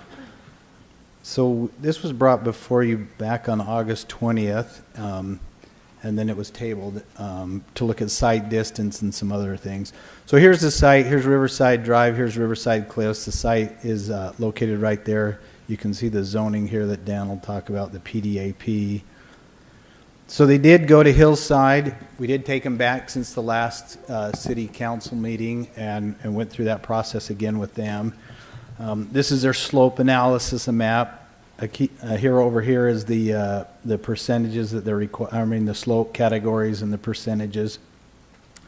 They meet all the categories, but the 30 to 40%, 30, 40 to 40%, you're only allowed to disturb 5% of that area that's within that slope category.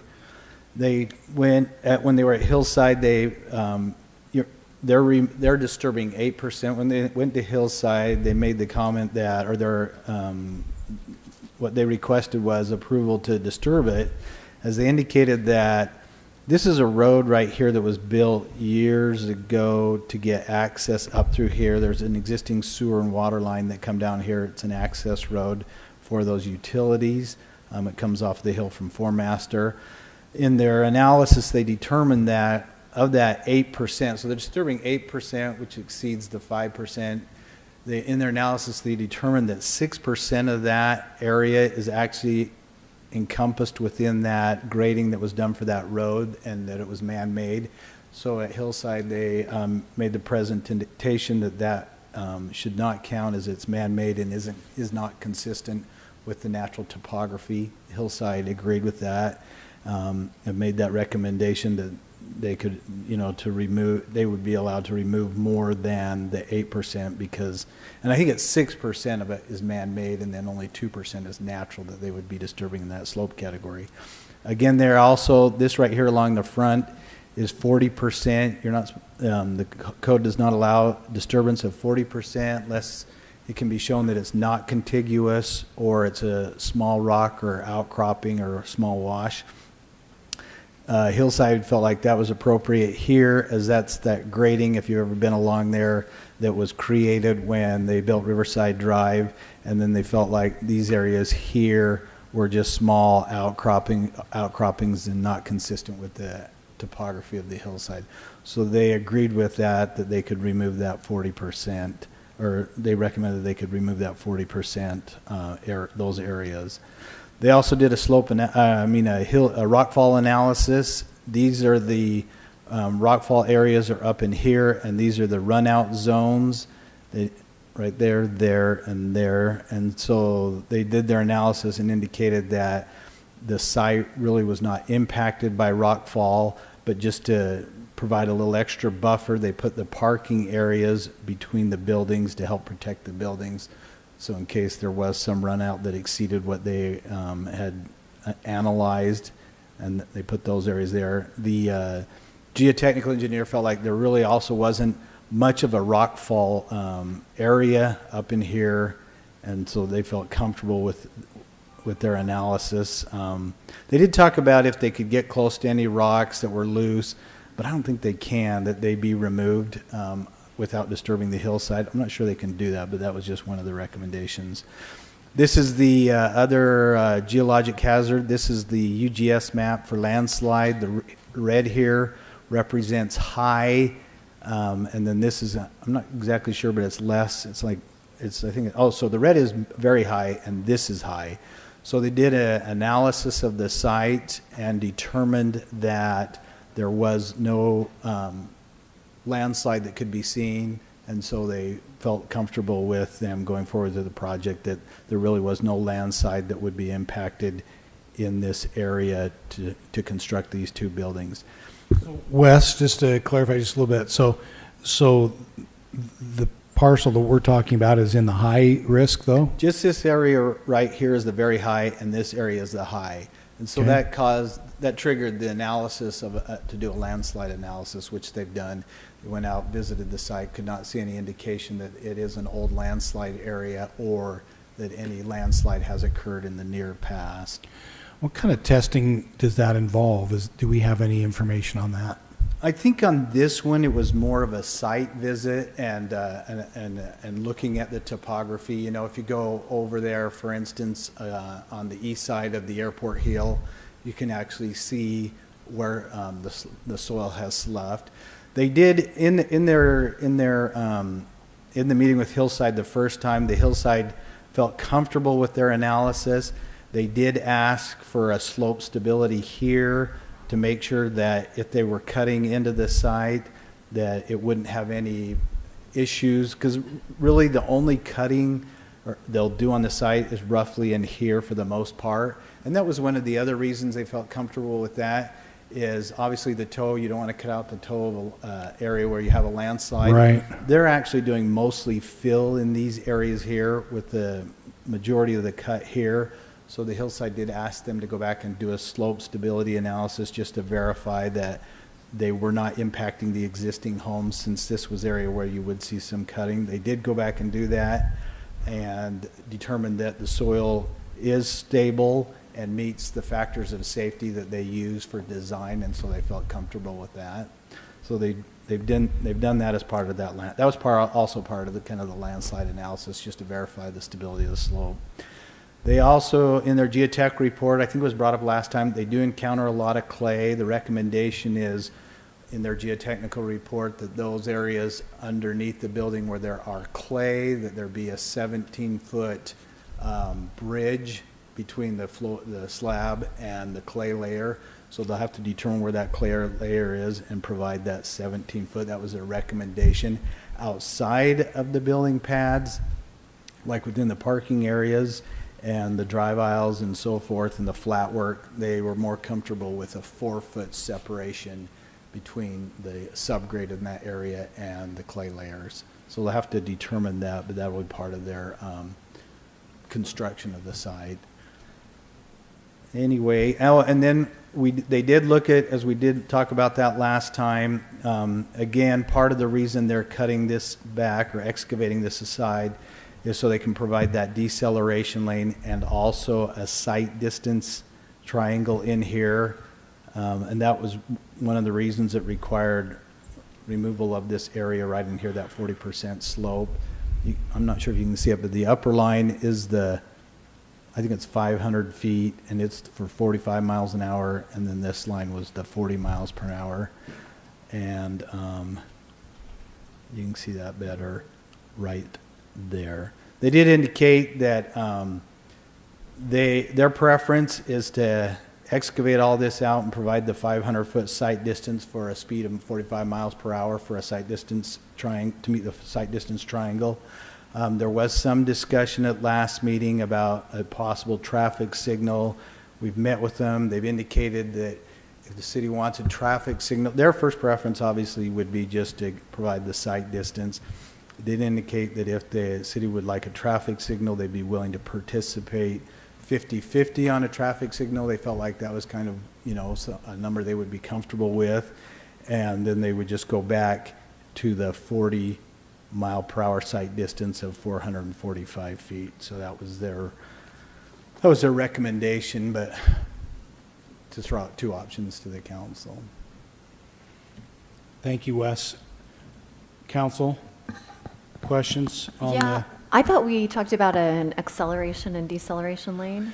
We did, and they felt like, they would provide an acceleration lane if they were not doing the traffic signal. They felt like with the traffic signal, an acceleration lane would not be necessary, as cars would come to a stop and then people could turn right onto here. They will be providing the left turn lane into here. You can see right there, they'll be providing, this is conceptual, we haven't really reviewed this, but they will be extending that center turn lane right here to provide left turns into the site right there. Okay. I think they'll need a decel lane even with a traffic light just because of that curve. The but- decel lane you'll have. Oh, it is there. Yeah, the decel lane, yes, they'll have. It's Okay. an acceleration lane. acceleration lane you wouldn't have. Right, Yeah. okay. Yeah, no, the decel lane you'd I- have to have just to get people to pull out of Yeah. traffic with the speeds along there. Got it. Yep. So does it make sense to have only the 40-mile-an-hour sight distance even with a light? Because if you're coming around there and the lights changed red. I agree with that because I've been thinking about that. I mean, we've probably all driven that. And number one, people drive it way faster than that. And number two, I think that even with a light, you'd almost have to have a warning light before the light if you didn't have that sight line, is what I'm worried about. It does exceed, so if you do put the traffic signal in there, we went out and looked at it. You could go to a stopping sight distance, maybe that's actually even less, because now you're coming to a condition where you just need to have the ability to see the intersection and know that you have a traffic signal. And so that's why we were comfortable with the 40 miles per hour, just because based on a stopping sight, this is a intersection sight distance we are looking at. But if you look in Astro, they have a stopping sight distance for your ability to see that, to know that you have to stop. And it was actually a little bit less than that. That's why we were comfortable with going back to the 40 mile per hour. But you're correct, the speeds are fairly quick around that corner there. And certainly with the current width, it's tricky. Yeah. This would help with the decel lane. It would also help with an acceleration lane, to your point, Danielle, but it's narrow. Right. I remember, Jimmy and Greg would remember when there was no road there, but I remember when it was a much narrower road and we added, the additional lanes, but it's still pretty narrow road. There would be additional pavement here to build that left turn lane, as you'd have to widen that section here to get that in there, because right now it comes about right to here, and then it peters out right through there. You can see that right there. Okay. And then I'll turn it over to Dan. Yeah. Any other questions? Any other questions for Wes first, and then we'll have Dan talk about the zone. I guess it'd be the zone change amendment side. So as far as the residential neighborhood across the street, yes, there's not a whole bunch of other area there that can be developed for homes.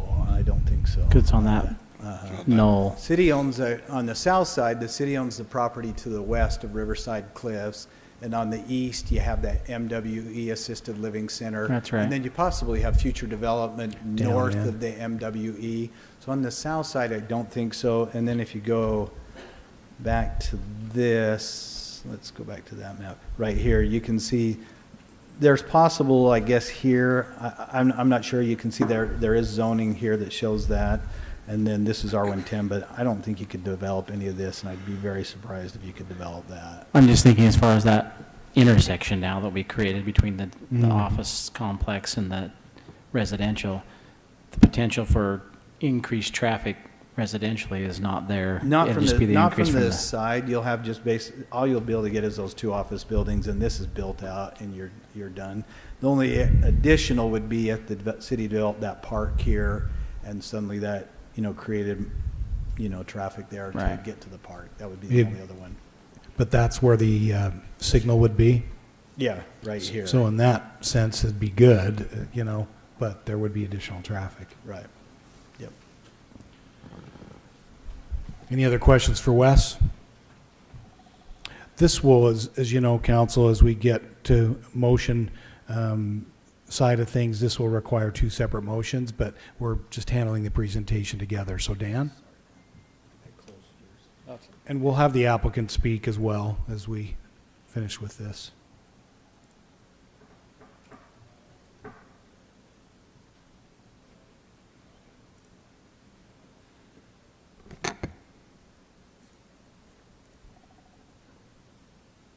Okay, I'll be brief. Not a lot has changed on the zone change amendment side, but to refresh your memory, you know where we are. The zoning is PDAP. It's all contained within that section of PDAP right there. This is the site again, approximately 8 acres. They're required to have they're required to have 96 parking spaces. They are exceeding that. They have 101. If approved, they will have 2 buildings on site. They are asking for an increase in height from what is allowed in the zone, which is a consideration you are authorized to make up to 60 feet. They're requesting roughly 47 and a half. And I'll show you pictures of I'm going to go through these since Wes already discussed that. These are the elevations, what they're proposing. Both buildings would be identical. And then these are revised renderings from what you saw last time. They wanted to make sure that you saw what they would actually look like given the setback now and the height of the building with the garage underneath, parking underneath, and then the building on top. That's looking as you're pulling out from the site onto the road. So just a couple of updated renderings for you. Other than that, that's the zone change amendment request. If you have any other questions for me, I can answer those. Council, questions for Dan in terms of the zone amendment side of the issue? Okay. Thank you. If the applicant is interested, we'd be happy to hear from you. Especially since you're here in person, that makes it a little easier. Yeah. You just state your name for the record. I'm Vaughn Beal, and I'm representing myself and my wife, Ann Beal. And we're developing this property mainly for my sons. I have 3 sons that are in the medical field. They want to practice in St. George. And if you know medicine, the financial burden is quite high for them. So I'm trying to help them out in getting a building started for them.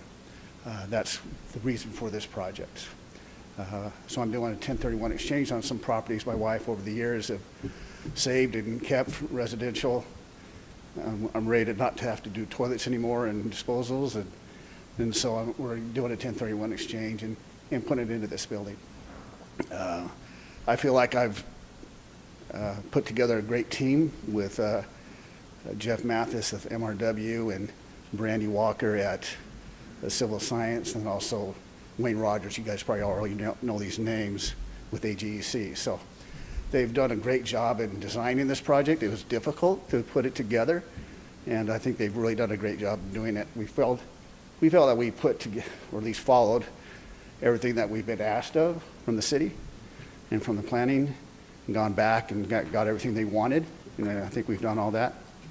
We're really striving to make sure that this is a safe intersection, and I think we've done everything that we've been asked to do. Any questions you have for me? Council, any questions for Mr. Hill? Is that correct? Hill? Mr. Beal. Oh, Beal, sorry. Beal. It is a beautiful building. Jeff did a good job. I know, I always love Jeff's buildings. I know. They do a good job. He nails it. Hired him. Any other questions for the applicant? Comments? Okay, thank you, Mr. Beal. Sean, on this one, again, might appreciate any comments you might have from a legal perspective.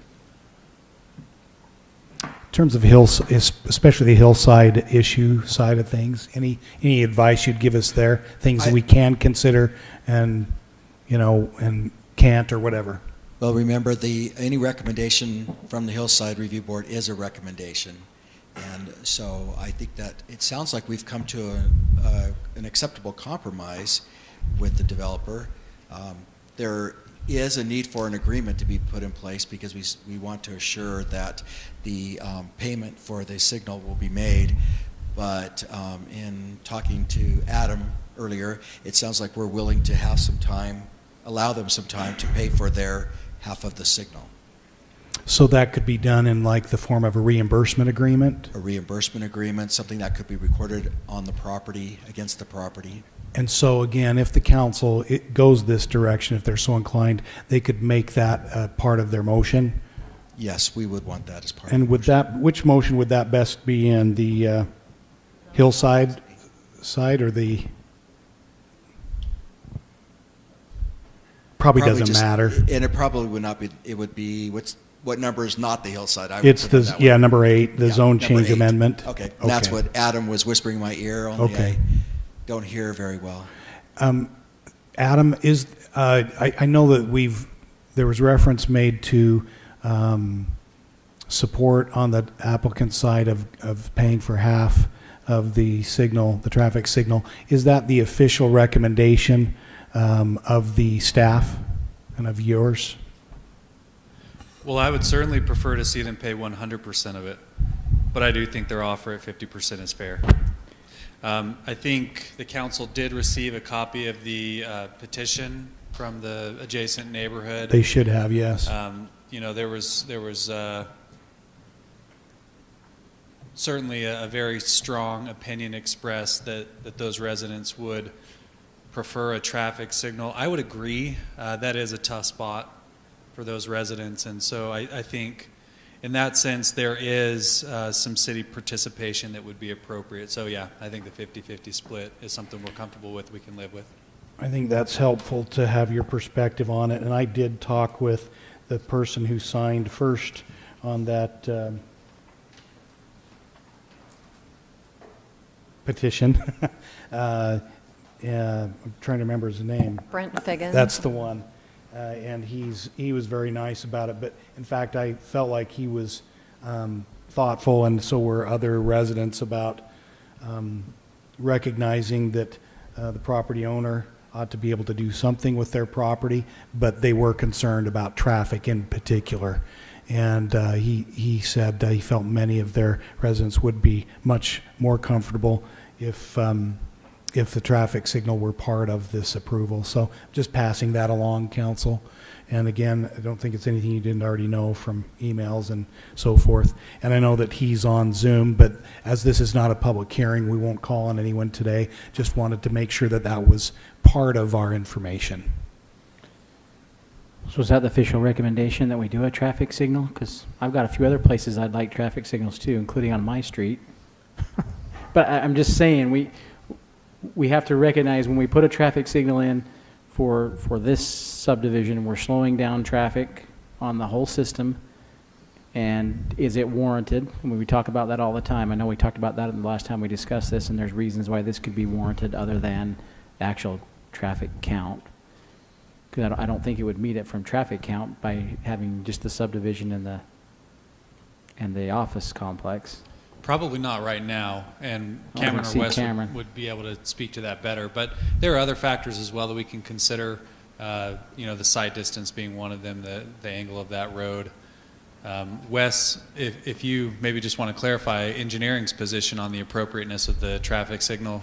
Councilmember Hughes, if I'm interpreting that question correctly, yeah, would that be appropriate? Right. I think as Cameron and I discussed this and looked at that, and I think it's exactly what Adam said. It would really be on the geometry of the curve right there and so forth. That would really be what you could warrant the traffic signal based on, is that geometry there. And Wes, I mean, I would add that I think this is an area where I'm all for the traffic signal because it's traffic calming for that space. I mean, the reason why people are going 65 on that is because it's a long haul. and they feel safe and comfortable. They feel comfortable going that fast. So, and if it's a triggered light that only changes when there's, you know, people that need to use it, it'll actually just act as a traffic calming measure for people, hopefully, to slow down, or at least ideally, that's what it will act like. Yeah. And I understand that, but there's a catch-22 there. I mean, we get those complaints that, I mean, it takes me forever to get from A to B because there's a light on every corner. So, and maybe they're going 65 to make up for the other 6 lights they just had to set through. And I think, you know, public safety always trumps that. Leave home 5 minutes earlier. Yeah. Because it's way better for you to drive slow and have everybody be safe. So, I don't know. I'm all for it. Well, while we're on this topic of traffic signal, I have a question for you, Wes. So if these medical offices are not going in, do we warrant any traffic signal there at this time? That's a good question. The reason I asked that question... I'm just going to say right now it's not on our master plan for traffic signals. The other one we talked about was further to the west at 1450 East, where it'll eventually connect in. And so we've looked at that one. But yeah, this wasn't one that was really on our radar at this time. Okay.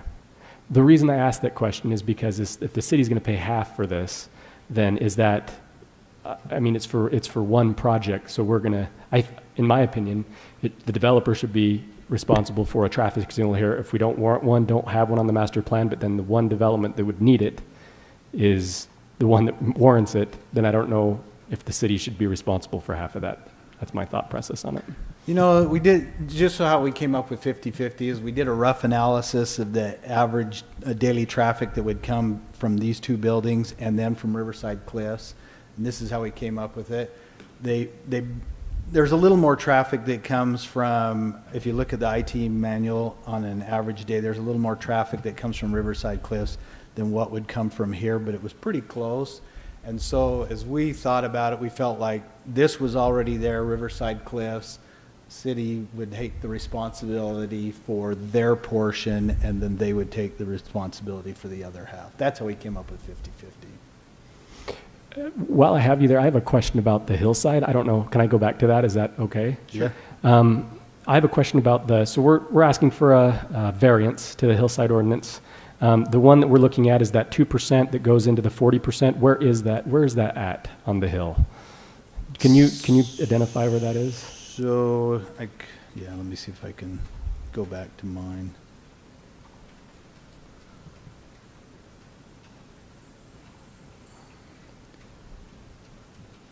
Oh, I did that again. Dang it. I can't see very well. Okay. Yeah, so it would be, oh my gosh, I did it again. I'm sorry. Hillside. It is. It's like my first rodeo. Auburn Hills. I'm trying to see if I can see it here.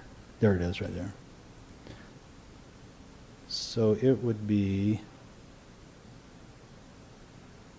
oh my gosh. How come I keep selecting that? Doesn't like you. It does. Oh, there. All right. This one better be it. It is. So right here, so there's 2 conditions. You can't disturb any of the 40%. This really darker area here and here and a little bit up in here is over 40%. Mm-hmm. So the Hillside felt like, yeah, it's not contiguous to the natural, it's not consistent with the natural topography.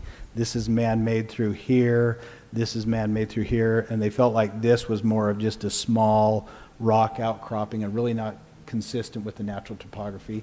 So they were comfortable with that being removed, that 40%. Now the 30 to 40, again, you can only disturb up to 5%. They are disturbing 8%. Their argument was that only 2%, which was probably in this area right here, was man-made or was natural, and that the rest of it, again, was along this road here and here. And so that's why the Hillside recommended that approval to disturb more than the allowable 5%, because they felt like it wasn't consistent with the natural topography and was man-made. So exactly right. They are requesting, I'm not sure it's a variance, but requesting to be able to disturb more than the ordinance allows. That's right. Okay.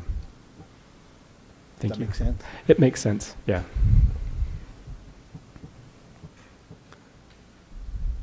Other questions or comments, discussion?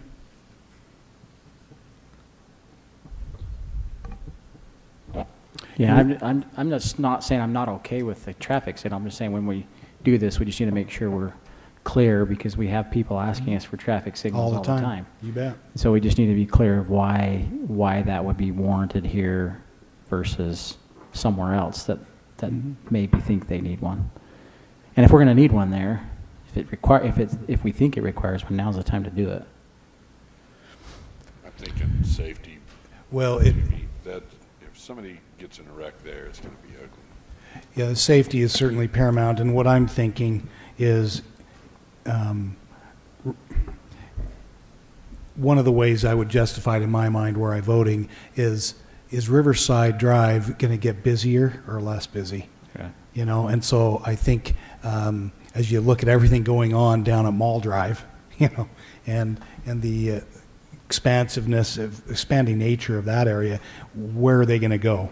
And I think there will be more and more people going on Riverside. So in some ways, I look at it as probably fair that it would be the city's, the taxpayers, if you will, responsibility generally to help pay for this.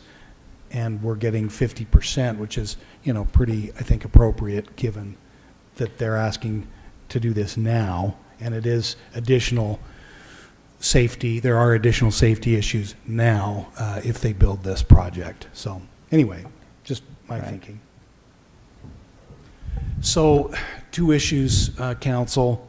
You can't do this, it appears, without the Hillside development permit approval first. So if you're so inclined, I would take a motion on that issue first. And we can certainly have more discussion if you want, but I think we know the issue pretty well at this point. I will make a motion to approve the Hillside development permit for Hillside Professional Offices. Second. We have a motion by Michelle and a second by Jimmy. Any discussion on the motion? I'll just make a comment on this. This is my first time seeing it. I know the site well. As we look at this and we have the Hillside ordinances in place and it says let's not disturb anything over 40%, I know it's still on the side. It's still in an area that is, it's a small percentage. It's in an area, it's a small percentage, but it's still, we still put it there in a place. So I know that as we move forward with development, all the easy spots are taken. So now we got to start looking at other spots that are more difficult. But as we move forward and look at those things, we have to look at those Hillside ordinances and we have to see why we put them in place and why maybe we should, you know, abide by them. And so that's just a comment on my part on the motion. It's a good comment. I agree with Greg, and I've become comfortable with this through our discussion. But, you know, I think a lot of the things going forward that we look at, obviously we want to disturb as little Hillside as possible. So, but I see where there's a lot of already disturbed space that they're actually working with here, and so. Thank you, Danielle.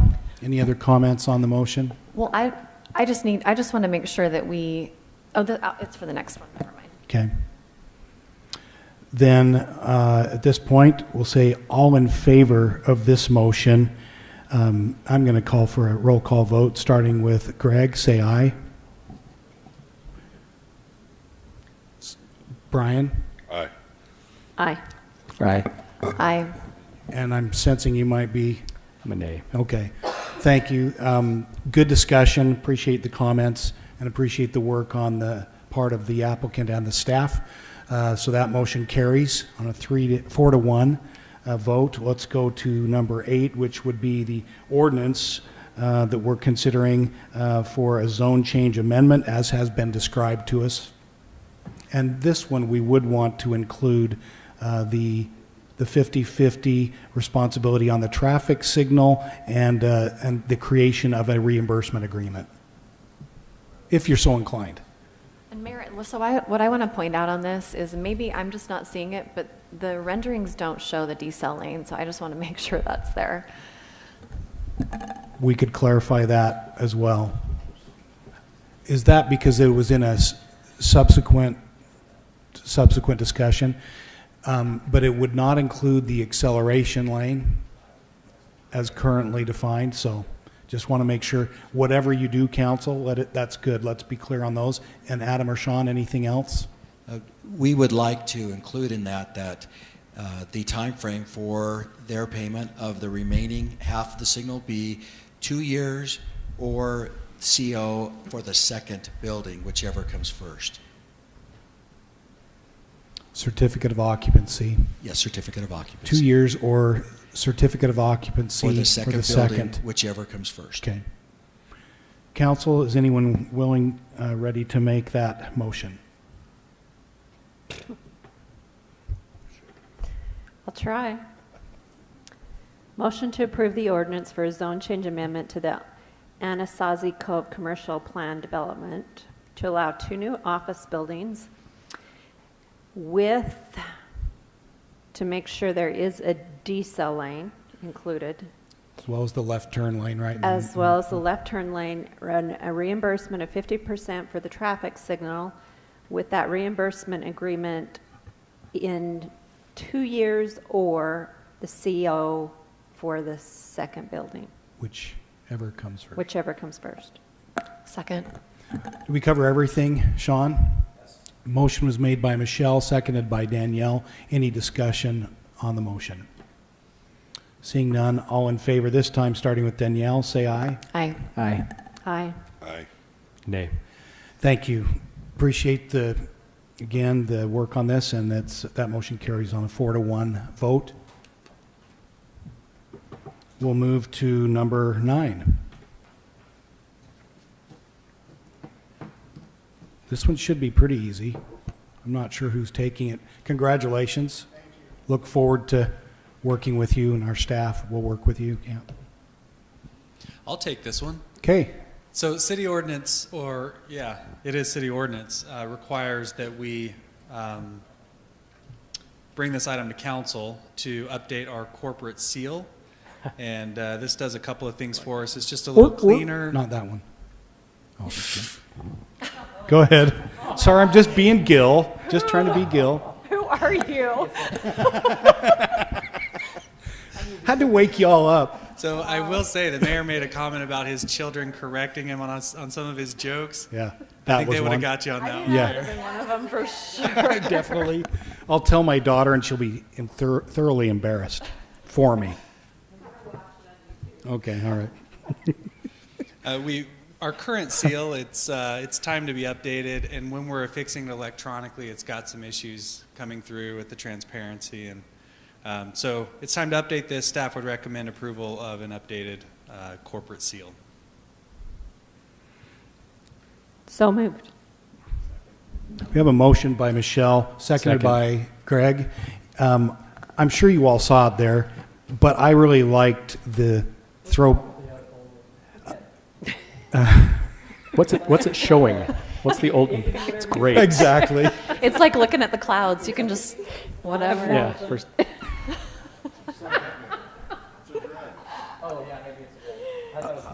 I'm really not sure either, Jimmy.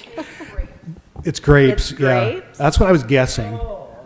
But I do like using the I'm going to call it the historic logo for the seal. I think it's good. We wanted to preserve that in some ways. This is a way we can do that. So anyway, any other comments on the motion? All in favor, starting with Greg again, say aye. Aye. Aye. Aye. Aye. Aye. Motion carries unanimously. Good. And Christina will be glad because now she can move forward and use that seal. I'll pay if any of you want to get that old seal as a tattoo. Hey, Jimmy, there it is. Is this it right here? On my dime, Greg. Come on. It looks more like She'll grapes. pay for whoever gets it. Or flowers. Flowers, yeah. Greg wants one. As long as I pay Greg.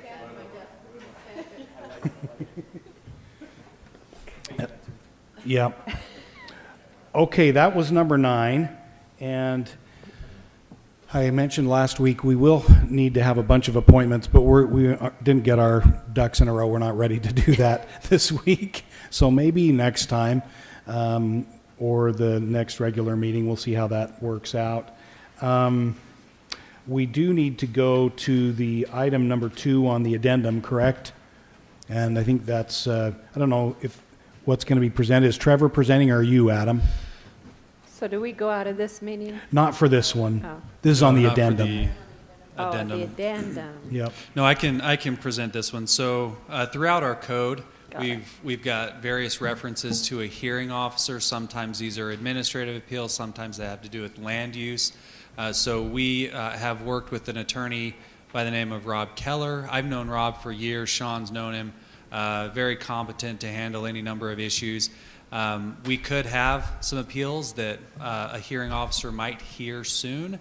And so we'd like to ask the council to go ahead and appoint Rob to handle those for us if they arise. I think it'd be great to kind of have him on retainer, if you will, although no payment would be associated with this, and a very minor, very small payment actually when administrative hearings might happen. But it would make sense to go ahead and have this lined up so that if we do get appeals, we're ready. Is it Rob Keller, did you say? Correct. Council, any questions? Otherwise, ready for a motion? Motion to appoint Robert Keller as a hearing officer. Second. Motion by Michelle and seconded by Danielle. I think gets the win on that one. Any discussion on the motion? All in favor, say aye. Aye. Wait a minute. Resolution. All in favor, starting with Danielle, say aye.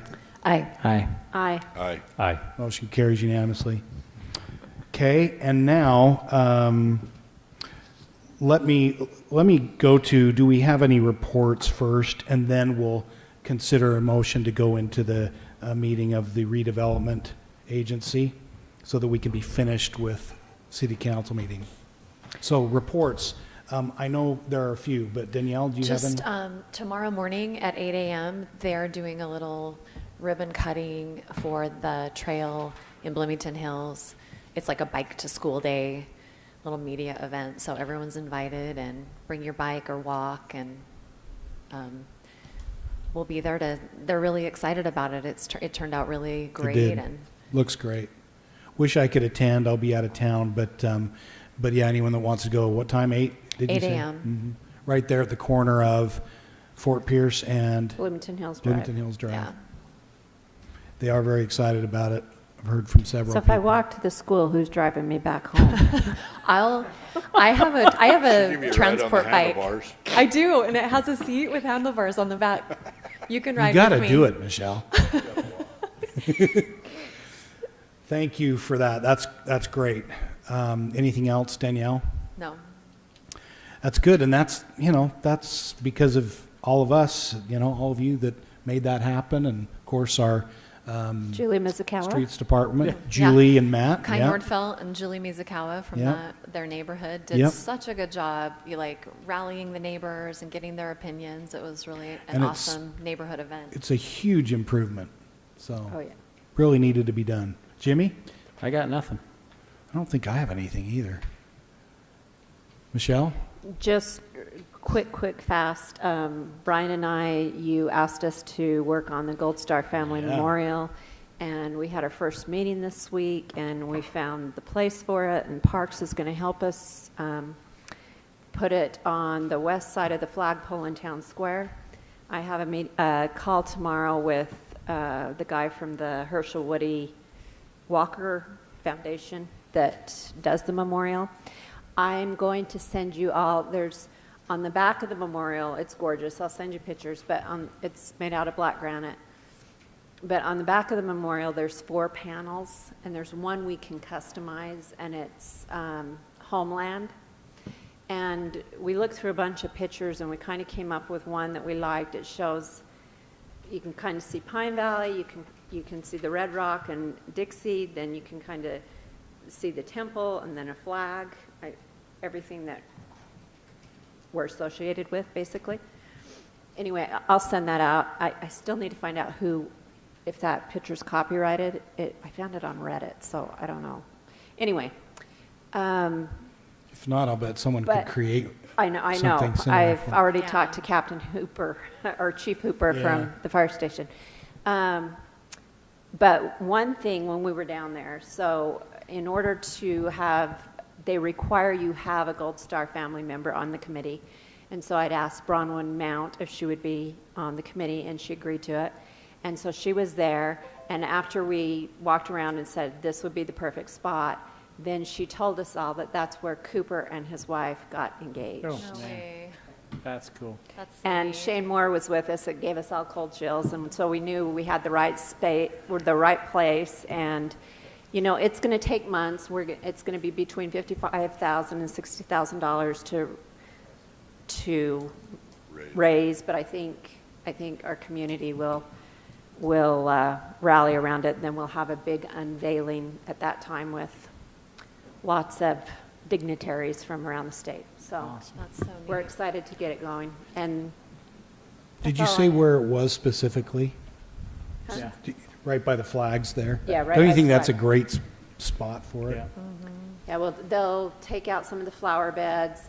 There'll be 2 granite benches that look at the memorial, and a plaque that tells what the memorial is. And then they'll landscape for us. Parks is all, they're like, we'll help with whatever.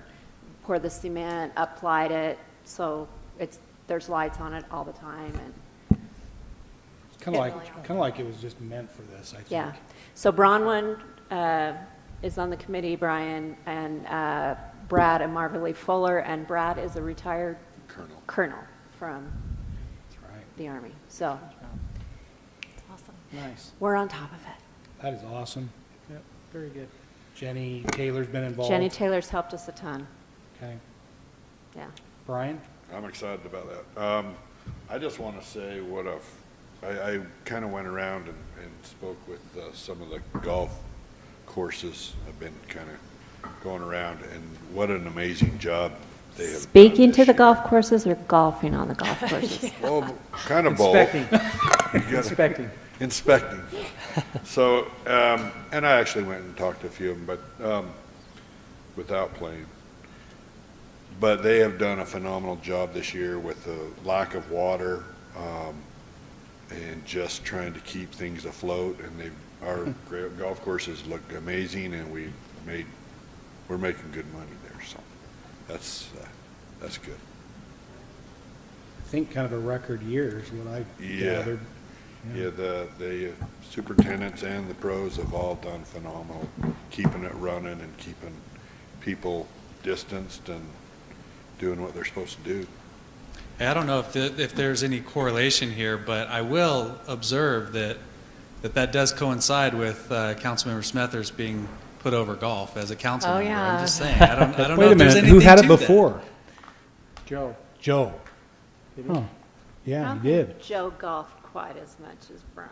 No. All right. How can you check on them any better than Exactly. just being out there sneaking around? They've been overseeding, haven't they, recently? Yeah. They look good. All right. Anything else, Brian? Nope. Gregory? Don't have anything to report for tonight. All right. Mayor, sorry, I have one more I forgot to say. Oh, we're not going around again. I No, I'm just kidding. apologize. Please. October 7th, Wednesday, October 7th, 6:30 is the Youth City Council induction ceremony. yeah. So if anyone wants to come to that, it's at the Children's Museum. So I'm I coming. think that's a cool thing pretty fun. for us to support. So Yep. Is it? Hey, and they were awesome in volunteering Yeah. for the rodeo concessions. They were there doing hamburgers They- and stuff. yeah. Yeah, they were great. I've told Cody this before, but I have a family member who a few years ago was really struggling and ended up with the opportunity to be on that, and it seriously changed his life that year. It was really neat, so I'm grateful for Say it. the date again. 7th. It is the 7th, next Wednesday, the 7th, at 6:30 at the Children's Museum. 6:30. Yep. I plan to be there. All of us are welcome, so. Okay. Adam, anything else? Any reports you have? Just one thing to announce that our small business relief grant that is funded through COVID funds that we've received, that is live, and hopefully we'll be able to help some of the small businesses in our community that are still hurting from this. So that's out there. A lot of staff time and effort have gone into that, so we hope it's a great success. Total of that, is it $500,000, did you say? Correct. Yeah. So we've got a website. We'll put it out on social media. A couple of different ways. There was a we're press trying to get it out release there. done earlier, is that right? Yep. So yeah, you should see that. Feel free to share it. That's what it's there to do, is help. Very good. Okay, council, if you're so inclined, I'd like a motion to take us into the regular meeting of the Neighborhood Redevelopment Agency of the City of St. George. I started packing up. So moved. We're almost done. Motion made Second. by Michelle and seconded by Danielle. Any Forgot discussion? about that part. All in favor of the motion, starting with Danielle, say aye. Aye. Aye. Aye. Aye. Motion carries unanimously. Okay, Adam? We've already spent quite a bit of time on item number 1, so if the council's ready for a motion, staff's ready for a motion. Except I got to do a public hearing, don't I? Yes, sorry. So that's okay. I've done it many times. I'll open the public hearing for this vast audience. We're glad for those of you that are here. But anyone who would like to comment on this item, it's number 1 on the Neighborhood Redevelopment Agency meeting agenda. Seeing none online, I'll close the public hearing and come back to you now for your council for your motion. I'll make a motion we approve the amendments to the fiscal year 2020-21 St. George RDA budget. Second. Motion by Greg, seconded by Brian. Any discussion on the motion? Seeing none, all in favor, starting with Greg, say aye. Aye. Aye. Aye. Aye. I got 5 ayes out of that. Motion carries unanimously. And now, could I have a motion, if you're so inclined, to approve the minutes from our last meeting held August 6, 2020, and August 20, 2020? So moved. Second. Motion was made by Danielle, seconded by Brian. Any discussion on that motion? Seeing none, all in favor, say aye. Aye. Any opposed? Motion carries unanimously. Now I would entertain a motion to adjourn from the meeting, the Neighborhood Redevelopment Agency meeting, and City Council. So moved. Second. Motion by Michelle, seconded by Greg. Any discussion? All in favor, say aye. Aye. Any opposed? Motion carries unanimously. Ooh, I really hope we didn't need a closed meeting. Excellent. Okay, you're all excused, and we'll see you next week. We are having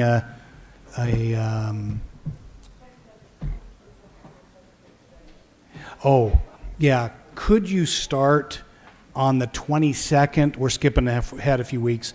On the 22nd of October, could you start at 3 o'clock?